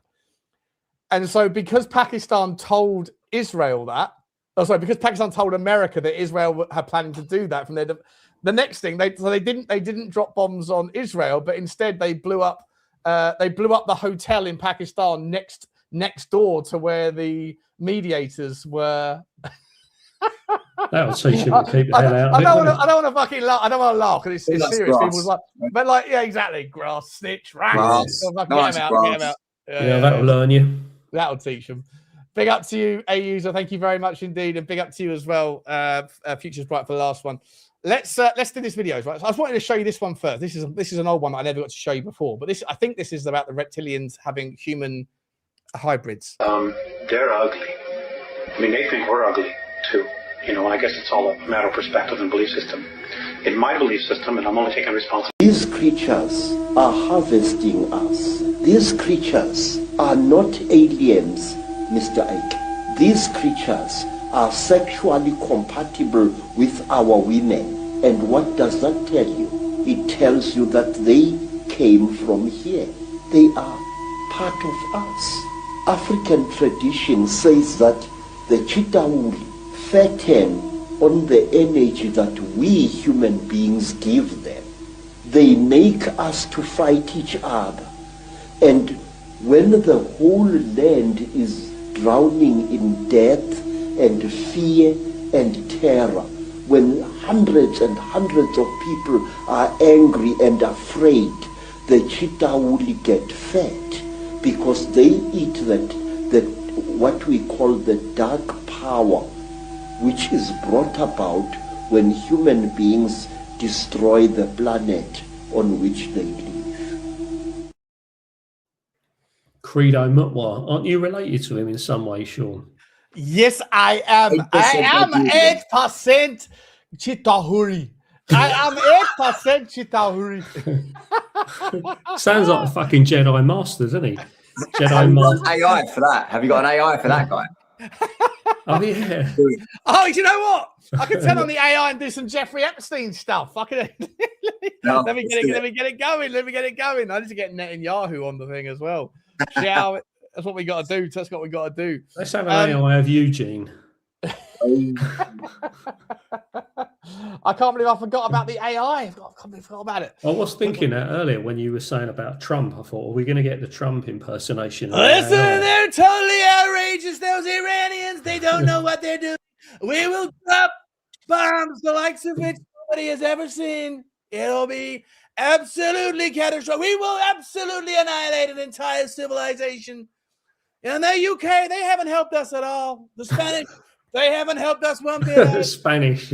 I'm very disappointed in that NATO. I'm very disappointed in that NATO. Gotta be honest.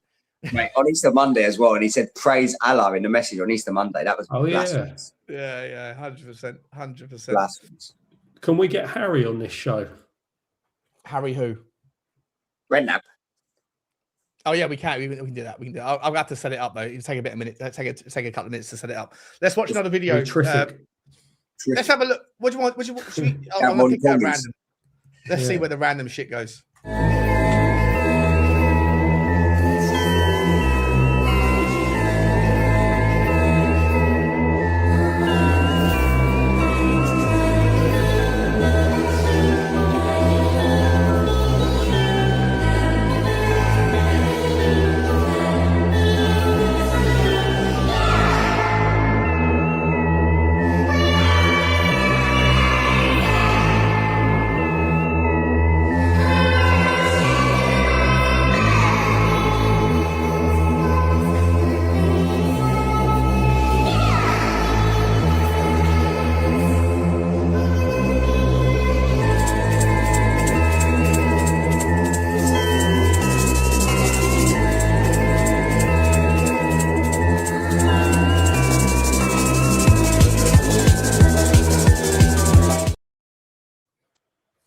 Banging tune. You know who's that remind you of as well?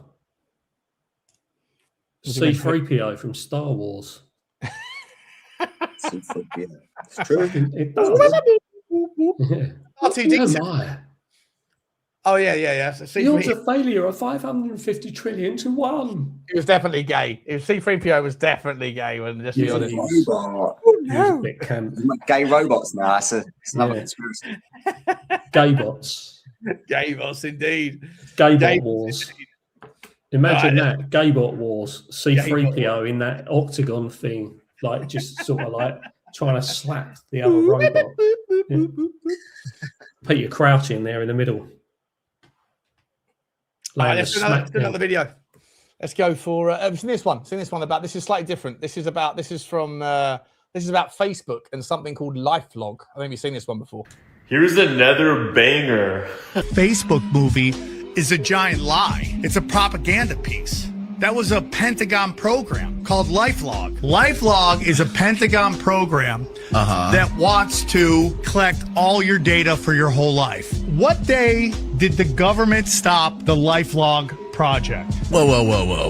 DARPA shut down the LifeLog project February 4th, 2004. What day was Facebook registered as a business? Oh my God. No way, bro. The exact same day. They don't even hide it, dude. It was created by DARPA. Yeah. They handed it to Mark Zuckerberg. And then the Vossel twins. What about the other? Yeah. That's all. And that's why they became the first Bitcoin millionaires, because they played ball. It's all theater, dude. So what is the purpose of LifeLog? To collect all your data for your whole entire life. Exactly. This gets me back to Elon Musk. They put these people Nobody in the place. Pentagon said, hey, we can't do this. Sorry, mate. Sorry, I didn't mean to. I was going to say, this brings back to what I was talking about before in one of the previous shows about Elon Musk, is when there's like a revolutionary technology that the government give back to people for their own purposes, whether it be security or data or whatever, they install somebody who is the face of the project so that it doesn't fall back to them. And that's why they make these movies. The Facebook movie was a great movie, social network, whatever it's called. Great movie, lots of budget and stuff. But the point being is, like, when they have this revolutionary technology they want to implement on people, they actually install somebody like Elon Musk to be the face of it. And then they take the heat and the suspicion away that the government are actually involved. Yeah, it does beg the question, though, Nikos. Like,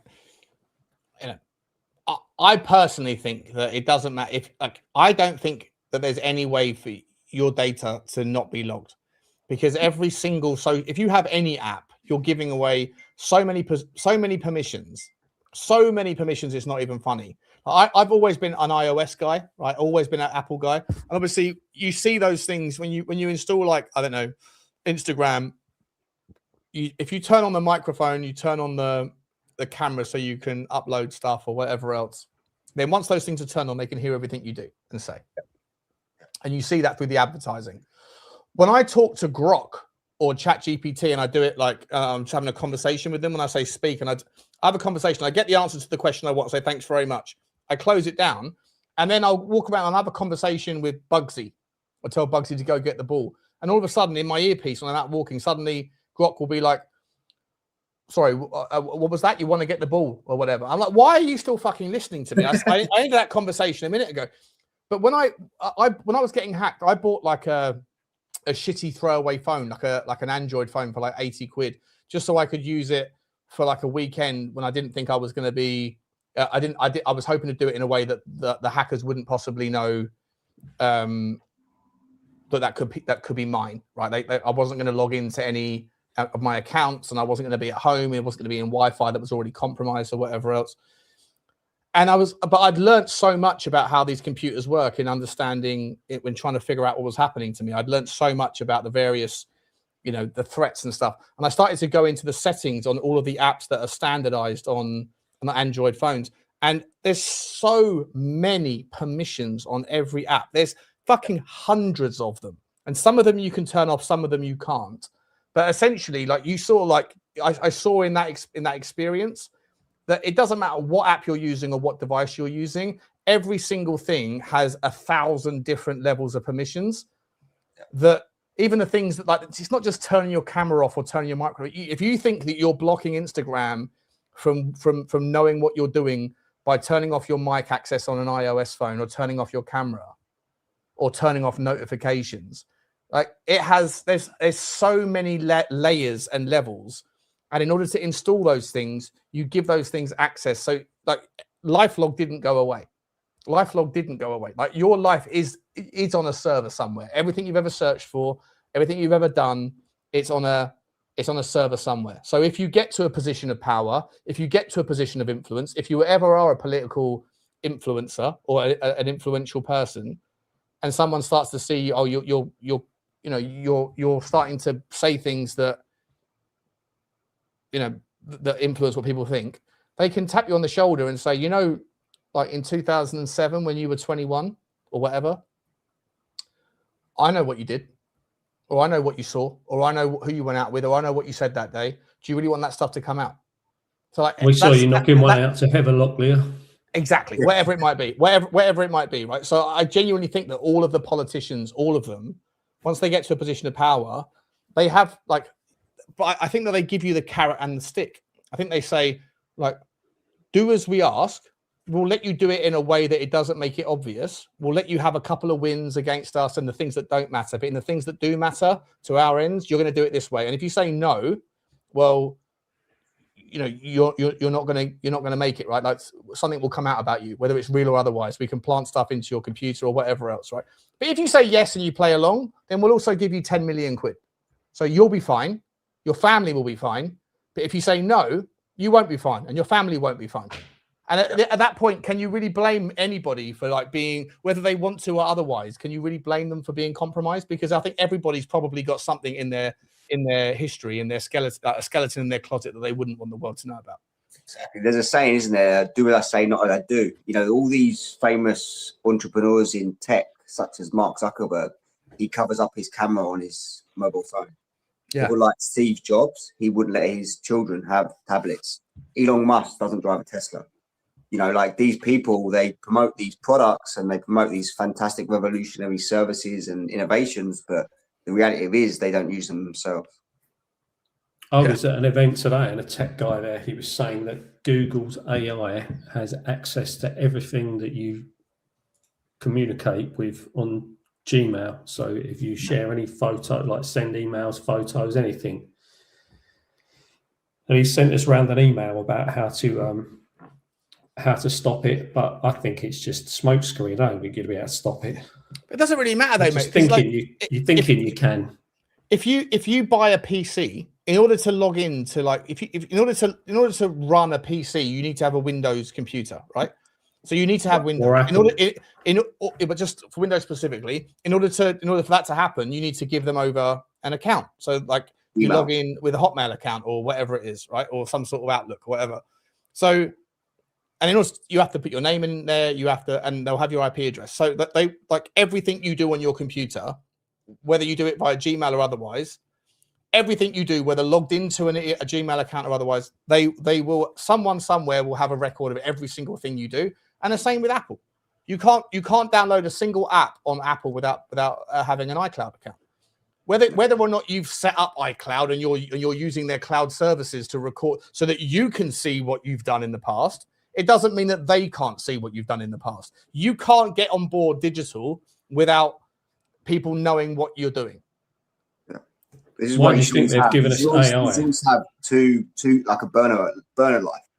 Like you should always have a Gmail or a Proton Mail or Mail.com, a dodgy SIM card. You know, you should always have this linked separately. So if you want to do like certain types of diligence, you can do it away from what's connected to you through a identification. Well, but it's still identified to you, isn't it? Because if you have a camera on your computer and you're logged into that account, they're still capturing. Have you ever seen people looking at when you've got a phone? Have you ever seen it under a black light? It like you can't see it, but your phone takes pictures of your face every 3 seconds. Like I've basically got a video of it actually. When it's actually if you've got a baby cam, like if you're when my kid was born, his mum used to go into the bedroom with him, and we had like a baby camera like set above the crib, and I would monitor the baby cam at night time, even though they was in the bed together and whatever. He was in the crib and she was next to him in the bed or whatever.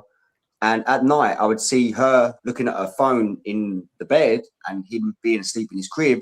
And because it's all like that, like you said, dark light, you can just see her phone flashing in her face like every like 5 seconds off of an iPhone. Insane. I actually recorded it. I recorded it. I showed her. I said, look, you do realize like your phone is actually like taking pictures of you like every 5 seconds. Yeah. And like, unless you're talking to the right person, like it's water off a duck's back. But yeah, I realized a long time ago, like you got to be really careful with the phones that you use. You know, cover up your cameras on your phone, stuff like that, because specifically the iPhone. Well, you know what it is? Like people say like, oh, you know what, my life's boring, and you know, like, what are they really interested in my life? But yeah, probably nothing. Right? Probably nothing. But at the end of the day, it's not about that. It's privacy versus secrecy. Why do these people think that they have access to you? You don't get access to their life.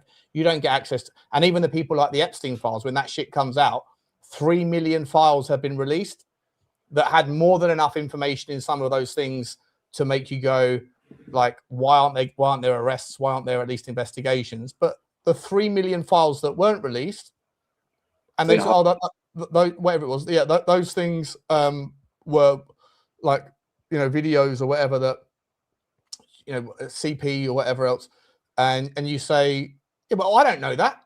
I don't know that to be true, do I? Like, we don't know that to be true. Why is it that like these people think that they are entitled to know everything about you, but you're not entitled to know anything about them? I think a lot of it's biometric data, not just necessarily why it needs to take a photo every 5 seconds, but if you take a photo every 5 seconds for 2 years, you have the perfect biometric shape of someone's face or their eyes, or, you know, like he doesn't know it's taking it at nighttime. He doesn't know if it's taking it at daytime. It's just constantly, and it builds up a profile of your biometric data. So that's why they've got the fingerprints on the phone as well. Yeah, when you're using, you know, the touchpad on a laptop, that is apparently scanning fingerprints, blood. Starts checking what's going on inside your body. Back in 2005, I was out with a girl on a date. We were just walking along, having a nice afternoon. Turkey Cock Lane. Near the river. What's that? Turkey Cock Lane. No, we weren't round here then, actually. I would have taken her then, otherwise I didn't know about Turkey Cock Lane in those days. Yeah, so we was walking along in the river, and she wasn't from round here. She was she lived in Luton at the time. She was a Yorkshire lass. And it was only analog phones, you know, no digital, no smartphones. So you didn't have internet, nothing. Text messages were just the basic. That's all we had on them. So, you know, when you can pocket dial with a phone locked, 999, right? Her phone rang. It was in her bag, and she got it out. She answered it. She went, "Hello," and they went, "It's the police. You rang 999," and she went, "No, I didn't." And they went, "Are you sure?" And she went, yeah, my phone was in my bag. Said, I haven't touched my phone for like a couple of hours. So they said, she put the numbers in and not press dial, mate, because she wasn't sure who you were, bro. She wasn't trusting the old Johnny boy. Just 909 and send. She just pressed send. Yeah. Don't judge me by your standards. She pressed the 3 digits of the 4, right? All she was waiting for was the signal to press the green button. But you were so smooth that she put, you know what? He's a good guy. I put my phone in my bag. She wanted her to get her out there because she heard I had a mate who was 8% Nigerian, and she thought, that sounds like a much better afternoon than this fucking bollocks. What is this, John? What is this Teflon, John? Why is he taking me to Turkey cough balloon? Yeah, so anyway, getting back to the actual story. So the old Bill said to her, can you confirm your name? So she gave her name, and they said, whereabouts are you? Right? And she said, I'm in Cheshunt. And I was going to her, are you not in Cheshunt? Because she didn't realise where we were, because we were all walking along near the River Lee. And they said, are you sure you're in Cheshunt? And she went, yeah. And they went, can you confirm, like, what can you see? What's near you? And I went, no, you're not in Cheshunt. We're in Broxbourne. And she went, oh, sorry, we're in Broxbourne. And they went, oh, okay, then that's fine. Like, have a nice day. And they disconnected. So them fuckers knew where you they, were. They had tracking back then. Yeah, for sure. Those fuckers knew. Because let me ask you a question. Guys. Right? Do you think, like, 2 separate scenarios here: the people of the world and then the governments of the world? If you could go back to 1990, before the internet, when there was no social media, no streaming, no YouTube, none of that stuff, right? No digital TV. It was like 5 channels, and there was like 5 newspapers, and you got all of your news from very, very few sources.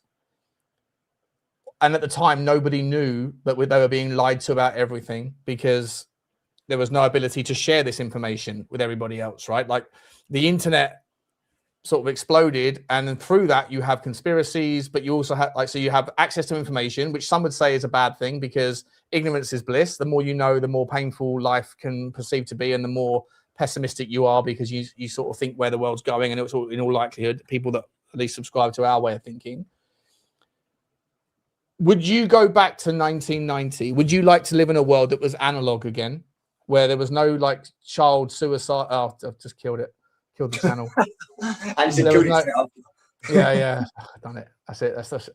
There was no child problems in that regard.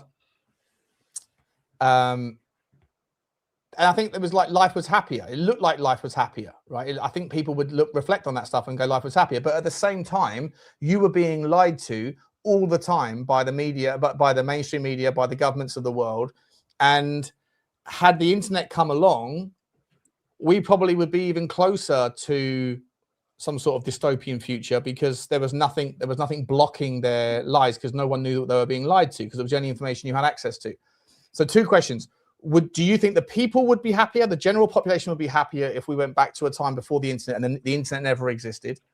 And then the second question is, do you think the powers that be regret the internet being a thing, the digitalization of humanity being a thing? Because on the one hand, they now have to deal with people being more aware of what they're up to, and have to deal with the consequences of people sharing information and spreading the news of the conspiracies. But on the other hand, one of their end games is to digitize the world, so that they can move us to this kind of world where money is no longer money, it's tokens, and they can put you in a digital prison essentially and strip you away for all of your freedoms. Do you think that the governments would prefer to live in a world where it's digitized or analog, or do you think the people would prefer to live in a world where it's digitized versus analog? I'll take it first. Like, they would prefer it how it was, because they have more control. But for them to get to ultimate control, they need digitalization, because you can't control money without having digital money. So for them to get to their end game, the end game is digitalization of banking. So they needed to give us the comfortability of internet. But unfortunately, sloths like us on the internet I'm sure they have anticipated that people like us would unravel some of it, which is why there's so many psyops and so many disinformation accounts. You know, it's become apparent over the last few years with the COVID pandemic and stuff like that, you know, that there is a lot of money that goes into disinformation as a much, you know, the reach that we will get here, 110 people, you know, they could reach more people with a click of a button tonight. Yeah, of course, yeah. So like they have the power to override us with their own infrastructure of information. So to answer both the questions, like I said, yes, they would prefer it, but they need to digitalize everything. So to get everybody completely enslaved financially, the goal was get everybody enslaved by their banking, by their money. If you went back 20 years ago, people didn't rely on the internet to bank. People didn't rely on the internet for money. People had cash in their pockets all the time. Now people don't have any cash in their pockets and everything is switched off with a button. And we're nearly at that end game. So what about you, John? What do you reckon, mate? I think there'd be fors and against, wouldn't there? There'd be some things that are a lot more beneficial and some things that are not quite, like you say, information sharing. Like things have rapidly changed, haven't they, into the information age.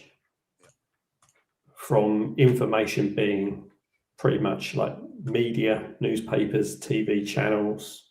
I mean, I remember when it was bloody 3 channels, let alone 5. Teletext. And we had to tune the old TV in with a knob, you know, and it'd have like the old yeah. That sounded wrong. That sounded wrong. Well, that's sometimes how you had to get it to work, mate. You just had to do what you had to do. And also back then, there was only if you had 3. to use your knob to tune it in, and so be it. And back then as well, there was only 3 TV channels. I remember watching the Channel 4 launch, you know, 1980s, late 1980s, it was not early 1990s. There was only 3 channels they had to control. It was easy for them. It was cheap. Yeah. But now, you know, the internet, you know, every day, like there's a new platform, a new subreddit, a new, you know, they've got a lot. But unfortunately though, like there's no knowledge of, like, I feel like I'm paralyzed by not knowing anymore anything. Like I think an AI is just really fucked everything up more, because like people that are like know what they're doing with AI now, they can create things that look so real, and you just have no idea anymore. Like you used to be able to sit there and go, okay, like I always try to do, go and seek out as many different sources of information as possible, right? Mainstream, alternative, left, right, up, down, look for everything, and then see if you can use your own ability, your own intelligence to be able to kind of go, okay, this is what I think it is. The introduction of AI into that mix, it just makes it impossible now. Like I genuinely have absolutely no fucking clue what is really happening in the Middle East. I have no fucking clue what is happening with the Artemis thing. We haven't even spoken about that. I'd love to get onto that now in a minute. I don't know how much time you guys have got, but like, you know, I think that like I tend to believe that I don't believe that space is fake. I definitely don't believe that the moon landings happened in the 60s. I definitely don't believe that in the 70s that they walked on the moon. I think that whole thing for me is absolutely nailed on. Like if someone put a gun to my head right now and said, I know the answer, you get to live or die by whether or not you picked the right, did it happen or didn't it? If I had to put my life on the line, I'd say that they didn't walk on the moon in the 60s, right? 100% not. But 60 years later, do they now have the technology to be able to get people? I know, like that. Obviously, I know that you guys believe in like there's the sort of dome and the firmament and stuff. I'm not really sold on that. But in a world where the universe is the universe as it's presented, but can you get through the Van Allen radiation? But I don't believe they could have done 60 years ago. Do they have the technology now? I think maybe it's more possible now than it was then. So I don't know anymore. But then when I see the fucking videos that are out there on Twitter about, like, you know, the people that are like the when they spin the fucking, or like the bird with her hair, right? The female astronaut who's got her hair in a bunch and it's sort of all floating. Like, I'm sorry, if you are a female astronaut and you're trying to present to me that the narrative is that we're floating in space, and the reason why why do you need your hair to be floating? I forget about green screens for a minute. Forget about green screens, right?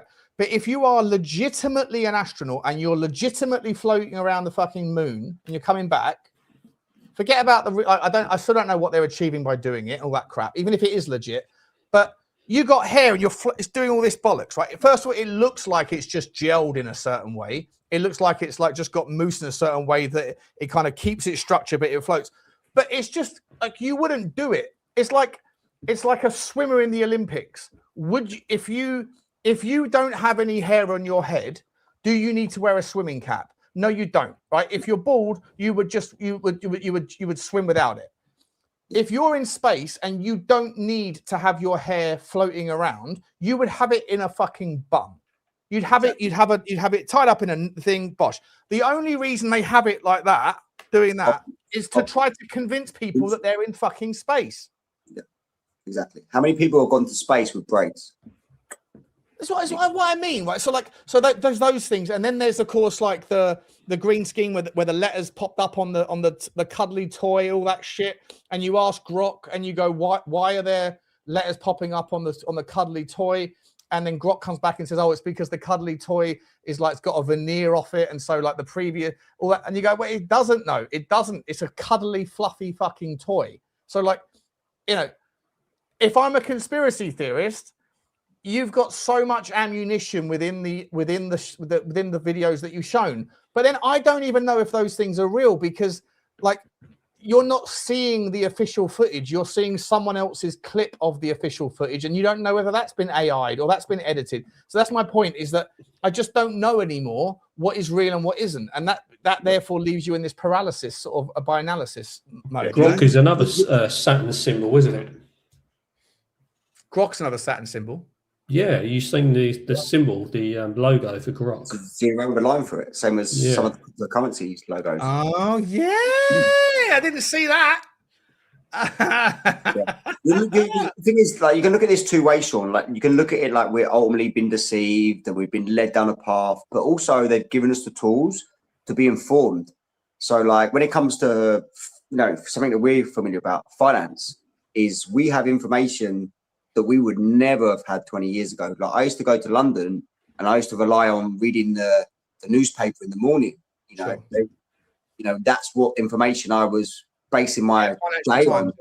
Yeah. Now we have access to information all day long. Like, you can make more educated decisions based on information. You've got to be able to decipher it. Don't get me wrong, it's not easy to be able to read through the clues and stuff, but they actually like kind of give you the subtle hints if you can see through it, which is why I said 2 months ago, short the stock market. I did say it 2 months ago, when it tapped out, like, this is the time where you want to be smart and start cashing out, start putting cash ready to sort of buy back in on the dips and stuff like that. You've got to just take it as an opportunity as opposed to not an opportunity. I remember you saying that, to be honest. But I did actually recalibrate my when you've got, you can't entirely short unless you're entirely convinced. But when Donald Trump fucking says one thing, when Donald Trump says one thing here just to move the market, Donald Trump dictates the fucking move of the stock market by his corruption. The thing is like, there's sometimes where you just you cash the portfolio down to 99% cash. So like, if you, for example, you're leveraged longs or you're trading or whatever you're doing, there's a point where you just go nothing, and that's the point where you need to be for the last 3-4 months. In my opinion, it's impossible to do that personally. Like, I just think I did that. I just started buy back in now. So yeah, it depends how much money you're working with though. But like, you could, in certain stocks or whatever, you can, it's illiquid markets can move markets, and then you don't know when it's gonna flip up. Do you? Well, after a war, usually. We're not out of the war, are we? We're not out of the war, are we? No, it's just starting. This is a good time. Like, anyone that in finance right now, or I'm not a financial advisor, but this would be the sort of time where you go, okay, I should be sitting on cash right now or commodity. And then when that war does finally kick off, that's the buy time, generally, historically. Just make sure you not financial advice, people, not for like that. Yeah, can we have a look at some of these Artemis videos? I'm just saying, this is the type of time where you're getting ready to jump back in, as opposed to being one of those guys getting slaughtered. Yeah, I hear you, mate. I hear you. I don't know. I don't actually know if I've got any Artemis videos on it. Let me see if I can find the ones on Grok, and I'll get them up. Have you got the one with the astronauts ejecting out of the rocket? 2 seconds before it takes off? Have you got that one? Let me see what I've got. Here we go. I've got one here. What's this?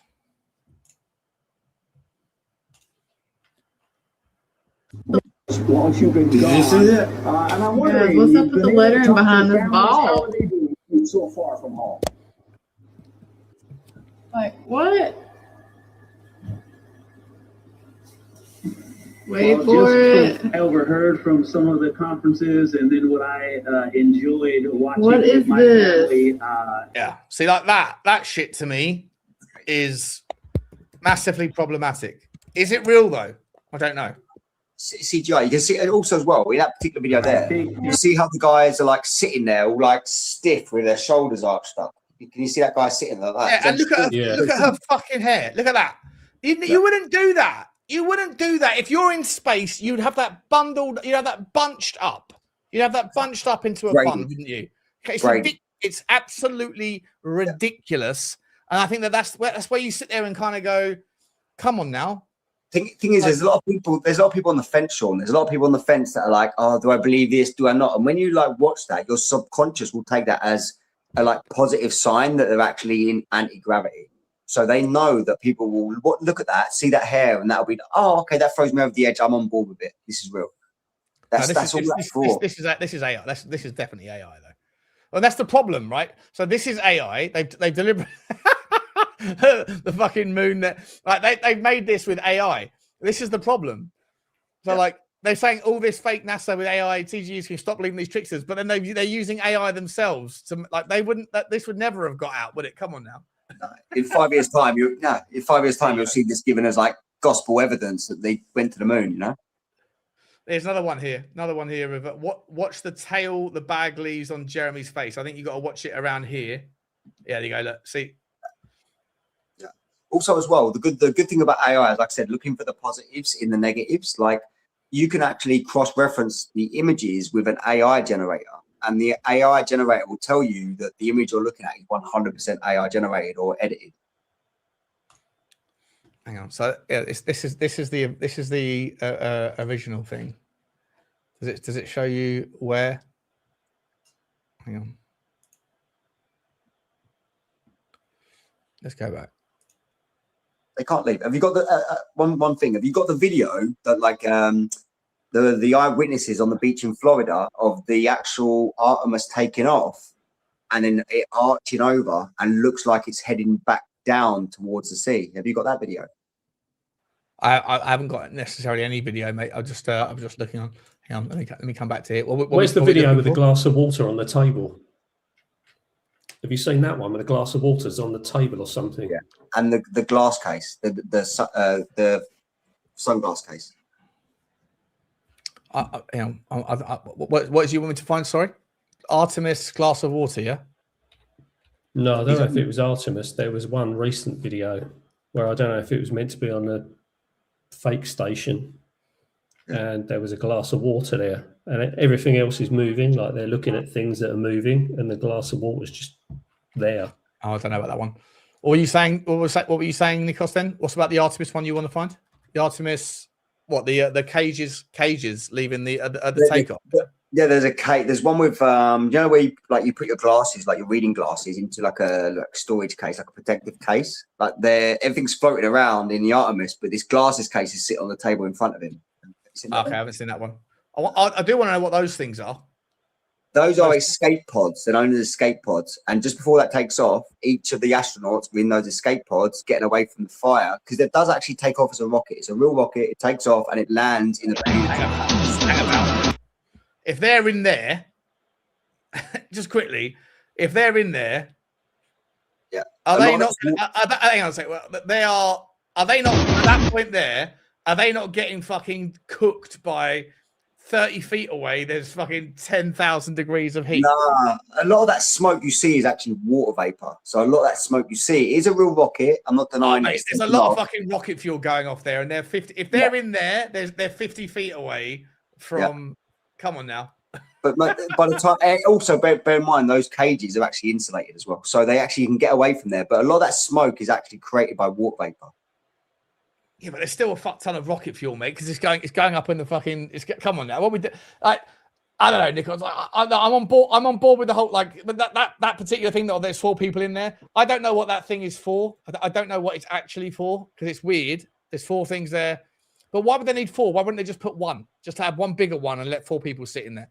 The idea that it's obviously 1 for each of the astronauts, I think is just like, I don't know, 1 + 1 = 22 or whatever. If it was something related to the rocket, it would be a snap wire. So what they would actually do is that actually zip line would actually collapse. The whole thing would collapse.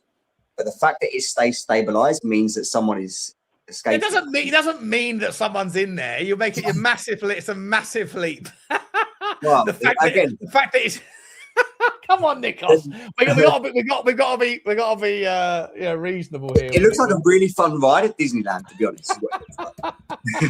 Yeah, I'm not buying that there's 4 people in there. You'd be absolutely fucking cooked, bro. You'd be cooked by the heat of those rockets. Again, they do it symbology wise, so that you actually know that if you know what you're looking at, there's 4 astronauts. The 4 astronauts are now leaving the rocket before it takes off. You know, it's not for us to decipher it. It's not for us to understand. Okay, wait. So I'll play the same game with you, Nikos. If someone that actually knew the truth, held a gun to your head and said, "Are there 4 people? Are the 4 astronauts in those 4 pods?" And if you say yes and they are, then you live. If you say yes and they're not, and I genuinely know the truth, then you die. Would you say that they are right now? Would you put your life on the line? I would say those astronauts are nowhere near that launch pad, in my opinion. They're nowhere near that rocket. They're nowhere near that launch pad. But for some reason, they've done that optic for people to understand that they're not there, for people that can see it. But I don't think any astronauts are anywhere near that rocket at all, in my opinion. What are you saying, John? Load of bollocks, a lot of it. Yeah. Do you believe there's astronauts in there in those 4 pods? No, of course there aren't. Do you believe that there's 4 astronauts on that ship? Pigs in fucking space is more realistic in the Muppet Show. It's too dangerous. Do you remember that? Pigs in space. No. Do you remember that? No, I don't remember. Not on a Muppet Show. Pigs in space. No. Yeah, pigs might fly. Fucking bollocks. Who's going to hold their hand up and go, "Oh yeah, I'll go up there in a fucking great big dildo that's fired up thousands of miles an hour." Yeah, no, if it was legit, I'd go up. If it was legit, I would go up. Well, maybe what they're doing now is they're actually taking videos of them entering the rocket. Maybe they're actually, maybe they are escaping. I'm not saying they are. I generally don't think they're anywhere near that launch pad. But if they did, they would obviously assume some sort of type of higher risk of them escaping, but they would give them the sort of escape route. But maybe there's videos online that exist of them actually being there just before takeoff and all that kind of stuff. But I don't think anyone's on those rockets. No, I don't think anyone's near that launch pad, personally. Yeah, Sean, you can imagine you and Bugsy up there and you throwing the ball for Bugsy. And it's going like that, really slow, and Bugsy's going. And her ears are up in the air. She love it. She fucking love it. Are up like that, like that woman's hair. Yeah. And she's like, and she can't get to it in time, and you bite it instead, and she's like. My mum used to have hair like that in the 1980s. See, they don't have 1, 2, 3, and 4 written on them. Come on now. And look, they're open. They're open casket. They're open. It's like that's like a cage. They're like cages. There's no fucking chance. I'm sorry. There's no chance that the astronauts are sat in there ducking down. Come on now. Give me one plausible reason why they would release at that same time the rocket takes off. Then just give me something that I can go. Okay, let's have a look. Let's have a look. What? We need Eugene for this one. We need Eugene back for this one. Give me one reason why there'd be 4 cages released like that at the same time the rocket takes off. He's in the bloody comments, he on is. Zipline. Yeah, of course he is. Yeah, on Artemis 2. Give me something I can go. Do you know what? Yeah, maybe I'm wrong on that one because I just can't think of a reason why that would need to be. Officially, they are emergency egress baskets or slide wire baskets. They are designed as a rapid escape system for the 4 crew members and pad personnel in the event of an emergency, such as a fire or toxic leak at launch. Here are the key details regarding the 4 cages. Each basket is roughly the size of a small SUV and resembles a ski lift gondola. Is this legit? This is from Facebook. Hang about. Was it Eugene's account on Facebook? This is from fucking Facebook. Hang on, let me Each basket can hold up to 5 people, so that's a bunch of cameramen. I'm not listening. I'm not listening to that. That sounds ridiculous. Yeah. The 4 cages are called. Emergency ecosystem or the mobile launcher at Kennedy Space Center. These are rectangular, open-sided baskets, sometimes described as cages or gondolas, designed to quickly evacuate the crew and support personnel from the launch tower in a pre-launch emergency. Each basket seats up to 5 people and rides on long steel cables. NASA installed 4 of them on the Artemis 2 mobile position near the crew access arm. They are not used for evacuation during or after launch. Instead, NASA automatically releases them right at ignition, so they slide down the wires to the bottom. This protects them from extreme heat and exhaust plume. Why would it matter? Okay. The rest of the tower stands there. It doesn't make sense. It doesn't make sense, really, to be honest with me. I'm actually really surprised that that's the actual legitimate answer. It almost seems like that's more conspiratorial, because if there was a fucking if there was like some sort of fire in, what does it say here, in the event of, what does it say it? They'd be in the fucking rocket. In the event of a fucking fire, they'd be in the rocket. They're gonna get cooked anyway, right? Yeah, they'd be like the Apollo that blew up, no? Yeah. I don't know. It doesn't really. It doesn't make sense, mate. A shopping basket's going to save them. Yeah, but was it $115 billion they spent on this thing, and the shopping basket's going to save them? I don't know anymore. I don't know. That's funny. It's almost as much as a piss takers as some of the conspiracies out there. Have you seen how they get strapped into the rocket as well? When they get strapped in, they're like fucking wrenched in. You know, like these people are apparently meant to get out of the rocket before it blows up and get into these escape baskets. Come on. You know what? Have you actually seen some of the like? I know that it's like a distributed G-force, so like it sort of, you know, the speed of the launch is fast, but it's not that fast. It gets fast as they go up, but it doesn't look like they're really struggling. It doesn't look like they're going. Whereas you see people in like planes when they're doing hard Gs, they pass out. Their head falls down. They're like, oh. You know, their entire body feels like it's 20 times heavier. Surely that stuff is more extreme in that. Yeah, I remember seeing the video of this. Their hands were doing that as they were taking off. Yeah. Hang about, like, if you've got like 15 Gs or whatever it is, your hands are going to be pinned to the fucking floor, aren't they? Surely. What, like that? Not that I'm a rocket scientist, so I don't understand it, but that's what I'd imagine to be the case. Remember that journalist about 20 years ago when she went up in a fighter jet? Yeah. And she...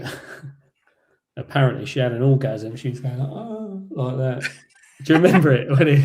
I don't remember that. No.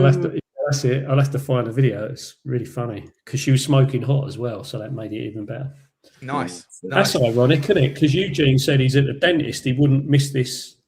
He said, "John, I'm at the dentist. You think I'd miss this fun?" Well, actually, when Eugene's on, it's like having fucking teeth pulled, isn't it? Hey. No, it's not. Yeah, I love you.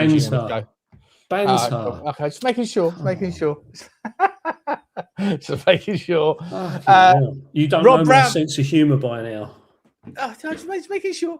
Rob Brown says, ultimately, if you believe in a conspiracy theory, you will find things to fit that theory. If you believe in a particular religion, you do the same. Is there anything NASA could do for you to believe? No. I remember having a debate with someone in a woman I work with in Google, and we had like a luncheon, and we got into a heat one about the moon landings, and then she sort of exposed herself to me as just being someone that listens to certain people, because she's like, "What evidence, Sean, could I give you that would make you believe that the moon landings happened?"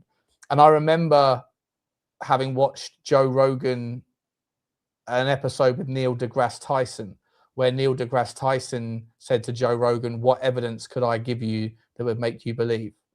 And I said to her at the time, I was like, "There's no evidence that you could provide me, you fucking idiot, because you don't know what you're talking about, like I don't. But there's probably some evidence that a rocket scientist could show me, but don't fucking regurgitate Neil my ass Tyson. I fucking hate that absolute. See you next Tuesday. He's an absolute donut." Donuts.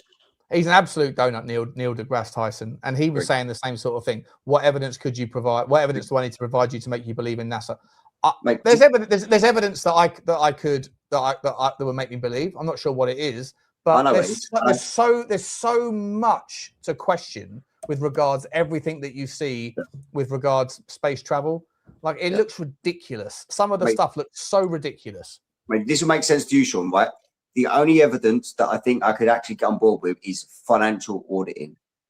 If they could prove that all of these monies that they're taking every single day from taxpayers goes to each of these individual projects and individual whatevers, and you could see that there was actually paying for things that weren't CGI cameras and television studios and actors, and if you actually done a financial breakdown of all of that money every single day and you could follow it for years and years and years, and there was an online website where you could actually see where the taxpayer money was going, maybe I could get on board with it. Let me ask this, right?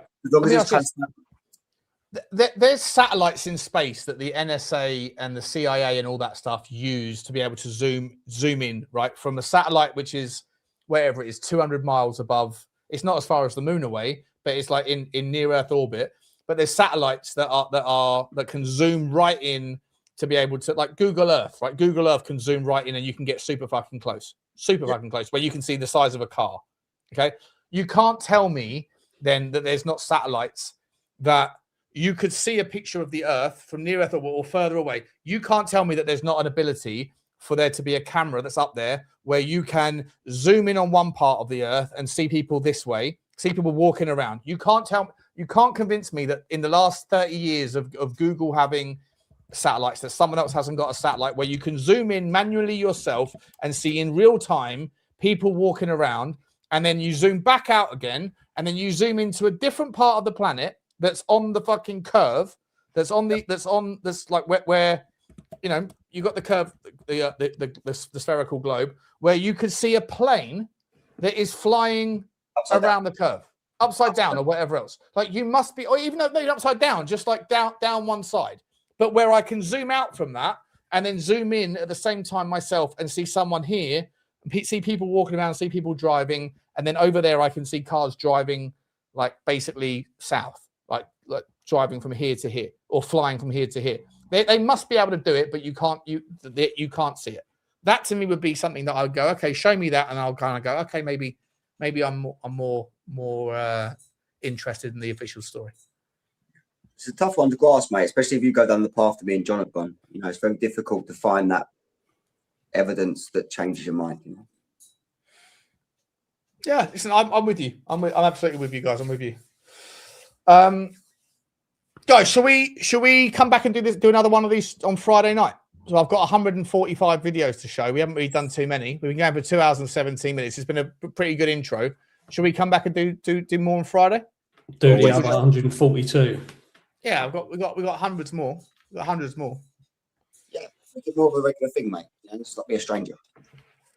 Yeah. Are we going to have the AI Donald Trump and Harry Redknapp? Yeah, I'll definitely sort that one out for next time as well. I'll bring in. I'll get Jeffrey Epstein done. I'll get Netanyahu. I'll get the Ayatollah from Iran. I'll get Hillary Clinton. I'll get them all done. I'll get them all done. Get a Eugene. Get a Eugene that denies it. Get a Eugene. I'll get a reptilian. I'll get the whole fucking lot. Oh, you've got the mask, haven't you? Yeah, I do have the mask somewhere. Yeah, we'll bring that one as well next time. Rob Brown, thank you very much for your super chat, my man. I appreciate you, buddy, and I appreciate the very generous, mate. Very, very generous. And yeah, I hear you, mate. I hear you. Once you've made your mind up on certain things, people become. I think the most open-minded people, once their open-mindedness leads them down certain paths, I think they themselves can become closed-minded at the same time. I think that's part of the problem, part of the consequences of the journey in which rabbit hole takes you. I'm open-minded to everything. I'm more than open-minded to the idea that I'm wrong about everything as well. Yeah, it all started with the same information, you know. Like to change your mind against the narrative is kind of difficult, you know. Like it doesn't get spoken about enough. But to go against the grain with the information, like it's kind of tough to make that decision. So it's got to be even tougher to go back the other way, you know. Yeah, of course. That's what I mean. Yeah, I think we're all here. I think the one thing I've learned in life in my 42 years is that we're all hypocrites. Everybody is to some degree that they don't hold their own internal monologue to the same standards that they hold other people's behavior. I thought it was older than that. You thought I was older than that? I thought it was about 55. Listen, I'm gonna get next on my list of things is a hair transplant. Then I can start wearing. I'm gonna take this fucking hat off, and then I can get back to then I'll get my teeth done, and I go turkey for the teeth, turkey for the fucking hair transplant.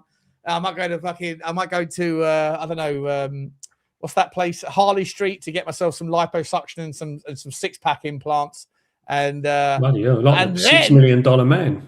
And then the fun starts. Then I can do whatever the fuck I want, you know. Your teeth look good though. It'd be cheaper just to do an AI version of you. Yeah, exactly. Your teeth look good. They look really Hollywood. I appreciate it, mate. Yeah, they're not great. They're not perfect. No, they look good. And they're like opening a fridge at night. You know, when you go to the fridge at night when it's like all dark. It's like 2 in the morning. I haven't got the glaring, like the fucking white ones. You know, I ain't got them. I might have them after my Turkey trip. All right, guys, listen, massive thank you to everybody that's been on. There is in the chat there's Rabbit Hole Ramblings on Instagram. Rabbit Hole Rambling, I think it's called on Instagram. Make sure you subscribe or follow. There's Rumble. Make sure you follow. Already. Yeah, they did, the bastards. They took it. What? There's the Spotify link, and there is Nikos's link as well. Most importantly, please do subscribe to Nikos's link. Don't forget to subscribe to all that stuff. Guys, we'll be back on Friday night. But it might be earlier on Friday, like 7 o'clock or something, because I've got to be in bed early because I'm going to Newcastle on Saturday for Tottenham. Oh, yeah, you're doing that that weird trip of the northeast, aren't you? Yeah, it's going to be even though Adam said come up on the train, you went, fuck it, I'll just go via Mars. I'm going to go on the Artemis. Yeah, basically. That's I love your you all. Thailand trip, isn't it? Because these fucking magnums, mate. These magnums are lethal, mate. They absolutely send me sideways. I'm pretty sure when I end this stream, I'm going to go and book up a flight to, like, I don't know, to Antarctica or Saturn. Sean, I want you to do a Clint Eastwood AI, right, and like keep the magnum out off the screen, and then do the scene from Dirty Harry when he goes, "This here is a 44 Magnum, most powerful handgun in the world." But you say something like, "This here is a bottle of Magnum. This here's my 44th Magnum." Yeah. the most pissed Spurs YouTuber in the world. It sounded a bit fucking Jeffrey, didn't it? I'm dangerous beyond anyone's wildest imaginations. Yeah. At the end of this free stream, I'm going to be booking flights to Antarctica. Yeah, you got. Do you feel lucky? Well, do you? You also need to get the young Tom Cruise from that movie, A Few Good Men. You can handle the truth. Yeah, every time something comes up. There you go. Yeah, you got to bring that up. You can handle the truth. Bring that up when Eugene denies. I want answers. You want answers? I want the truth. When Eugene denies that space is fake and all that bollocks, you can do that clip. Do the AI. I'm gonna get. If I could fucking put. No, I'm not gonna do it now. I'll do it on Friday. For Friday. Appreciate you all. Appreciate you, Nikos. Appreciate you, Johnny Boy, Teflon John. Appreciate everyone that came on. Big up to D-Trex Kane for making his debut on the show. Really enjoyed him, and of course Eugenie. Big up to you, Eugenie, mate. There he is, mate. I appreciate you, buddy. We'll see you back on Friday, guys. Like, subscribe, and comment. Get into Nikos' stream. His link's up there as well. And when Johnny Boy starts his channel, we'll be doing that one as well. Appreciate you all. See you tomorrow on the Spurs Talk Show and on Spurs 5. Love you until then. Thanks, everyone. Bye. Ciao.